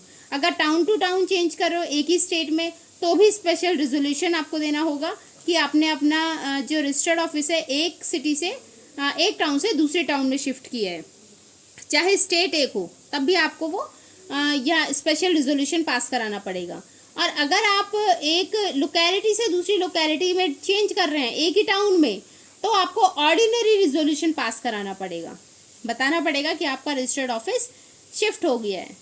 नेक्स्ट आता है ऑब्जेक्ट क्लॉज। ऑब्जेक्ट क्लॉज में कंपनी अपने ऑब्जेक्टिव्स बताती है कि उसके प्राइमरी ऑब्जेक्टिव्स क्या क्या हैं और सेकेंडरी ऑब्जेक्टिव्स क्या हैं, मेन ऑब्जेक्टिव्स क्या हैं और सेकेंडरी ऑब्जेक्टिव्स क्या हैं, ये सारे ऑब्जेक्टिव्स कंपनी अपने बताती है, ठीक है। तो ऑब्जेक्टिव क्लॉज में सारे ऑब्जेक्टिव्स बताए जाते हैं। इसमें अगर चेंज करना है तो कंपनी लॉ बोर्ड, यहाँ से आपको परमिशन लेनी पड़ती है, कंपनी लॉ बोर्ड, इधर से आपको परमिशन लेनी पड़ेगी। लायबिलिटी क्लॉज की बात करूँ तो लायबिलिटी क्लॉज में आ जाता है कि कंपनी के पास जो कंपनी के मेंबर्स हैं उनकी लायबिलिटी लिमिटेड है, कितनी लायबिलिटी लिमिटेड है, कब तक की लिमिटेड है, मतलब वो सब लायबिलिटीज के बारे में बताया होता है कि जो पार्टनर्स हैं उनकी लायबिलिटीज लिमिटेड है तो क्या कंडीशन है उसकी, ठीक है, तो वो बताना होता है। यहाँ पर कंपनी गारंटी देती है कि लायबिलिटी एक लिमिटेड अमाउंट तक ही रहेगी और हर पार्टनर की, हर मेंबर्स की। इसमें अगर कुछ चेंजेस कराना है, कुछ ऑल्टर कराना है तो एक रिजोल्यूशन आपको मीटिंग में अपने जो मेंबर्स की मीटिंग होती है उसमें एक रिजोल्यूशन पास करना होगा। कैपिटल क्लॉज में पैसे से रिलेटेड बात आ जाती है, तो कितने की कंपनी, आपकी कंपनी कितने रजिस्टर्ड कैपिटल की आपकी कंपनी की, मतलब आपने जो अमाउंट दिखाया ना कि मेरी कंपनी इतने करोड़ की है, जिसे हम बोलते हैं मेरे पास इतने करोड़ की प्रॉपर्टी है, तो मेरी कंपनी कितने करोड़ की है, ये कितना अमाउंट है मेरी कंपनी का, ऑथोराइज कैपिटल उसे बोलते हैं, ऑथोराइज कैपिटल, रजिस्टर्ड कैपिटल, ठीक है। तो ये आपको बताना होता है कि कितने कंपनी इसमें ये इस कैपिटल क्लॉज में ये डिफाइन किया जाता है, स्पेसिफाई किया जाता है कि कंपनी की ऑथराइज कैपिटल क्या है, ठीक है। इसमें अगर कुछ चेंज करना है तो सेम कंपनी लॉ बोर्ड के थ्रू आप चेंज करा सकते हैं रिजोल्यूशन पास कराकर, ठीक है। नेक्स्ट आ जाता है एसोसिएशन या फिर सब्सक्रिप्शन क्लॉज। इसमें डिक्लेयर किया जाता है कि कंपनी के जो डायरेक्टर्स हैं वो डिक्लेयर करते हैं कि भाई हमने जो भी यहाँ पर इंफॉर्मेशन दी है, नेम की, एड्रेसेस की, या कंपनी कैसे फॉर्म हुई, मेमोरेंडम ऑफ एसोसिएशन से रिलेटेड जो भी हमने इंफॉर्मेशन दी है वो सारी सही है और ये बोर्ड ऑफ डायरेक्टर्स साइन करते हैं इस पर, राइट। तो ये होता है आपका एसोसिएशन या सब्सक्रिप्शन क्लॉज। नेक्स्ट आ जाता है articles of association. Articles of association में जनरली लॉज होते हैं, रूल्स एंड रेगुलेशंस होते हैं कंपनी के, ठीक है। आर्टिकल्स ऑफ एसोसिएशन कंटेन करता है इंटरनल रूल्स एंड रेगुलेशंस। इसके कंटेंट की अगर हम बात करें तो इसके जो कंटेंट्स हैं उसमें सारी चीज़ें बताई जाती हैं कि किसको क्या राइट्स दिए हुए हैं, अमाउंट होती है शेयर कैपिटल की या अलग अलग किस किस टाइप के आपके शेयर्स थे वो बताया जाता है, प्रोसीजर क्या है अलॉटमेंट का, प्रोसीजर क्या है शेयर इशू सर्टिफिकेट का या ट्रांसफर ऑफ शेयर कैपिटल का क्या प्रोसेस है, अगर शेयर फॉरफिट होते हैं तो उसका क्या प्रोसेस है। तो यहाँ ये सारी चीज़ें एक्सप्लेन की जाती हैं, सारे रूल्स एंड रेगुलेशंस बताए जाते हैं आर्टिकल्स ऑफ एसोसिएशन में, राइट। लास्ट आ जाता है हमारा प्रॉस्पेक्टस। प्रॉस्पेक्टस हम पहले बात कर चुके हैं, इनविटेशन होता है जो लोगों को दिया जाता है और उन्हें इनवाइट किया जाता है आपकी कंपनी में इन्वेस्ट करने के लिए, ठीक है, वो तो हमारा प्रॉस्पेक्टस। अब इस चैप्टर का लास्ट टॉपिक है choice to form of business enterprise. आप जब बिजनेस एंटरप्राइज चूज करेंगे तो कौन कौन से फैक्टर्स हमें ध्यान में रखने हैं, किन किन चीज़ों को हम ध्यान में रखते हैं, ठीक है। फर्स्ट है हमारा नेचर ऑफ बिजनेस। तो नेचर ऑफ बिजनेस में हम ये देखते हैं कि हम किस टाइप का बिजनेस कर रहे हैं, राइट। अगर आपका बिजनेस में आपको सपोज पर्सनल अटेंशन की ज़रूरत है आपके बिजनेस में, ठीक है, पर्सनल अटेंशन की ज़रूरत है तो हम कौन सा बिजनेस करेंगे, फिर हम करेंगे सोल प्रोप्राइटर वाला, ठीक। और अगर आपको लग रहा है कि आपको बिजनेस में सर्विस प्रोवाइड करनी है, सर्विस देनी है, तो आप कौन सा बिजनेस करेंगे, कोऑपरेटिव। और अगर आपको लग रहा है कि आपको हैवी इन्वेस्टमेंट आपके बिजनेस में हैवी इन्वेस्टमेंट की ज़रूरत है या हैवी इन्वेस्टमेंट वाला आप बिजनेस करेंगे तो कौन सा बिजनेस होगा यहाँ पे, जॉइंट स्टॉक कंपनी का, ठीक है। देन कैपिटल कंसिडरेशंस की हम बात करें, अगर आपके बिजनेस में लेस अमाउंट ऑफ फाइनेंस की ज़रूरत है, लेस कैपिटल की ज़रूरत है, कैपिटल कम लगेगी, कम कैपिटल आप लगाना चाह रहे हैं तो सोल प्रोप्राइटरशिप बेटर है।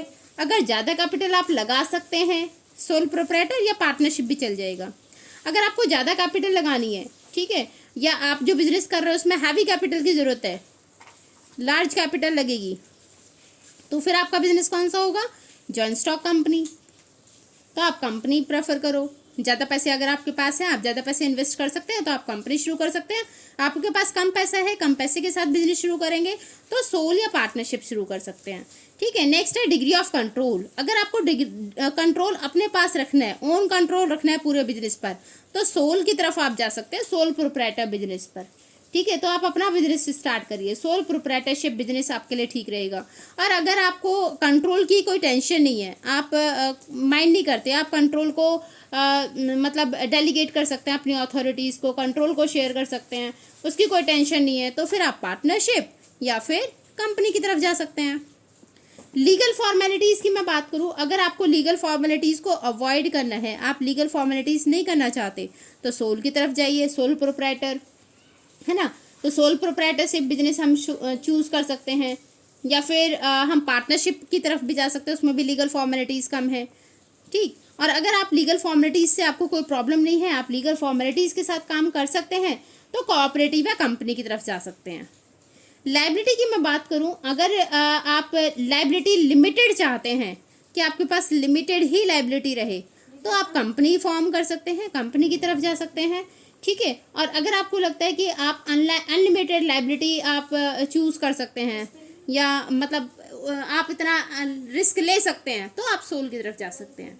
तो अगर लिमिटेड लाइबिलिटी आप चूज़ करेंगे तो कंपनी, और क्योंकि अनलिमिटेड लाइबिलिटी हो जाती है आपकी सोल प्रोप्राइटरशिप में या पार्टनरशिप में, तो अनलिमिटेड लाइबिलिटी है, ठीक है। देन मैनेजमेंट एबिलिटी की अगर मैं बात करूं, मैनेजमेंट एबिलिटी में अगर हमें एफिशिएंट स्टाफ की ज़रूरत है, अच्छा स्टाफ चाहिए, एक्सपर्ट स्टाफ चाहिए, तो हमें कंपनी की तरफ जाना चाहिए, तो हम कंपनी को सेलेक्ट कर सकते हैं। और अगर हमें प्रोफेशनल स्टाफ की ज़रूरत नहीं है, या फिर हम कर सकते हैं अपने लेवल पर मैनेज कर सकते हैं, तो सोल या पार्टनरशिप की तरफ आप जा सकते हैं। फ्लैक्सिबिलिटी ऑफ ऑपरेशन की अगर हम बात करें, तो फ्लैक्सिबिलिटी ऑफ ऑपरेशन में अगर आपको हाई डिग्री ऑफ फ्लैक्सिबिलिटी चाहिए, अगर फ्लैक्सिबिलिटी आपको चाहिए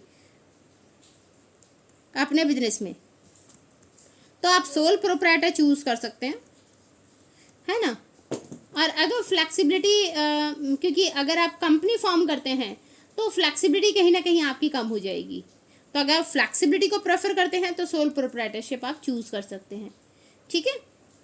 क्योंकि उसमें अगर डिसीजंस हम कंपनी चूज करेंगे तो उसमें तो फ्लैक्सिबिलिटी हमारी कम हो जाएगी और डिसीजंस लेने में ज़्यादा टाइम लगेगा, राइट। कंटिन्यूटी की अगर बात करें, अगर आपको अगर आपको टेम्पररी बेसिस पे बिजनेस करना है कि ठीक है कुछ टाइम के लिए बिजनेस कर लेते हैं, उसके बाद हम कुछ और सोच लेंगे, तो अगर आप कुछ टेम्पररी बेसिस पे कर रहे हैं तो सोल की तरफ जा सकते हैं, सोल प्रोप्राइटरशिप बिजनेस आप कर सकते हैं, ठीक है। अगर आपको लॉन्ग टर्म के लिए करना है, परमानेंट के लिए करना है, परमानेंट नेचर के लिए,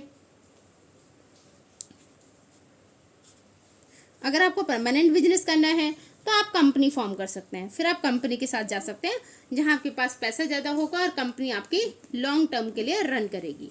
तो ये थे कुछ फैक्टर्स जो हम बिजनेस एंटरप्राइज चूज़ करने में हमारी हेल्प करते हैं। जैसा मैंने आपसे वीडियो के शुरू में कहा था कि हम ट्रिक के थ्रू सारे फीचर्स को लर्न करेंगे, तो अब बात कर लेते हैं ट्रिक्स की। तो सोल प्रोप्राइटरशिप बिजनेस, इसके फीचर्स की ट्रिक क्या होगी? इसके ट्रिक है नीलू स्क्रीनशॉट ऑफ कर दे, नीलू स्क्रीनशॉट ऑफ कर दे। एन फॉर आपका हो जाएगा no separate legal entity, I for individual risk bearing, L for lack of business continuity, U for unlimited liability, S इसका एस आएगा, S for single ownership, S for small size, O for one man control, then F for आपका आ गया यहाँ पर freedom of operation, and दूसरा F है F for formation and closure, right. तो ये हमारे पास हो गए इसके ट्रिक। नेक्स्ट ट्रिक है features of partnership. Features of partnership की ट्रिक है, देखिए, मेरी नानी माँ रोज रोज नल पर पानी लेने आती हैं। तो यहाँ जिसको मैंने सर्कल किया है ना, वो हमारे फर्स्ट लेटर है इसके। तो मेरी नानी माँ रोज रोज नल पर पानी लेने आती हैं। एम से आपका हो जाएगा mutual agency relationship, N for non transferable interest, M for management, R for आपका हो जाएगा रजिस्ट्रेशन, आर दूसरा आर ये है आपका risk bearing, N for number of partners, A for agreement, L for lawful business, P for profit sharing, L for liability. देखिए थोड़ा सा इंटरचेंज करना पड़ता है, ये फीचर्स है, इन्हें आप इंटरचेंज कर सकते हैं, ऐसा कोई हार्ड एंड फास्ट रूल नहीं है कि इसी सीक्वेंस में आपको लिखने हैं, तो इन्हें इंटरचेंज हम आराम से कर सकते हैं। तो इसके थ्रू आप लर्न कर सकते हैं पार्टनरशिप को कि मेरी नानी माँ रोज रोज नल पर पानी लेने आती हैं, तो यहाँ से आपको पार्टनरशिप के फीचर्स लर्न हो जाएंगे, राइट। नेक्स्ट ट्रिक, ये मिस हो गया था हमारा जॉइंट हिंदू फैमिली बिजनेस, इसके फीचर्स की हम ट्रिक देख लेते हैं। इसके फीचर्स आप कैसे लर्न रखेंगे। मेरी मम्मी मारेगी अगर लेट नाइट रोड पर रेडियो चलाया तो, ठीक है। M for membership by birth, M for management by करता, M for minor member allowed, L for limited liability, N for no limit on number of members, R for right of members to inspect account, R for registration not required, C for continuity जिसको perpetuality भी बोलते हैं, ठीक है। तो C for continuity. तो मेरी mummy मारेगी अगर लेट नाइट रोड पर रेडियो चलाया तो, ठीक है। कोऑपरेटिव ऑर्गेनाइजेशंस, इसके फीचर्स पढ़ लेते हैं। इसके फीचर्स को कैसे याद रखेंगे कि कोऑपरेटिव सोसाइटी वेलफेयर के लिए काम करती है ना। तो कोऑपरेटिव सोसाइटी ने लेस रेट पर vanilla cake, cooperative society less rate पर वनीला केक देती है, VC वनीला केक। तो कोऑपरेटिव सोसाइटी लेस रेट पर वनीला केक देती है। L फॉर आपका limited liability, E for equal voting right, S for service मोटे, S for separate legal entity, V for voluntary association, C for control, ठीक है। यहाँ से आप इन्हें लर्न कर सकते हैं। और इस चैप्टर की लास्ट एक जॉइंट स्टॉक कंपनी के फीचर्स आप कैसे लर्न रखेंगे, ठीक है। तो जॉइंट स्टॉक कंपनी स्टार्स के लिए काम करती है। तो स्टार्स चमकते हुए प्यारे लगते हैं, ठीक है। स्टार्स चमकते हुए प्यारे लगते हैं। S for separate legal entity, T for transferability of shares, A for artificial person, R for registration, S for separation of ownership and control, C for common seal, P for perpetual succession, L for limited liability. तो आपको अगर ऐसे कोई problem होती है तो आप एक काम कर सकते हैं, जिस सीक्वेंस में ट्रिक बनी है उसी सीक्वेंस में नहीं लिख सकते हैं, तो आपको ज़्यादा प्रॉब्लम नहीं होगी, ठीक है। फिर ये आपके एक सीक्वेंस में चलेंगे, आपको ऐसे ऐसे ढूंढना नहीं पड़ेगा। इसी सीक्वेंस में आप लर्न करिए, इसी सीक्वेंस में नहीं लिखिए, ठीक है। सीक्वेंस के ऊपर मार्क्स नहीं करते। तो ये था हमारा आज का चैप्टर 2 जो हमने कंप्लीट कर लिया है विद ट्रिक्स। आई होप आपको चैप्टर पसंद आया होगा, समझ में आया होगा, ट्रिक्स अच्छी लगी होंगी। अगर वीडियो अच्छी लगी है तो प्लीज़ हमारे एफर्ट्स को थोड़ा सा आप भी कंसीडर करिए, वीडियो को लाइक करिए, शेयर करिए, चैनल पर नए हैं तो चैनल को सब्सक्राइब करिए। मिलेंगे नेक्स्ट वीडियो में नेक्स्ट टॉपिक के साथ। तब तक अपना ध्यान रखिए, अपनी फैमिली का ध्यान रखिए। Thanks for watching.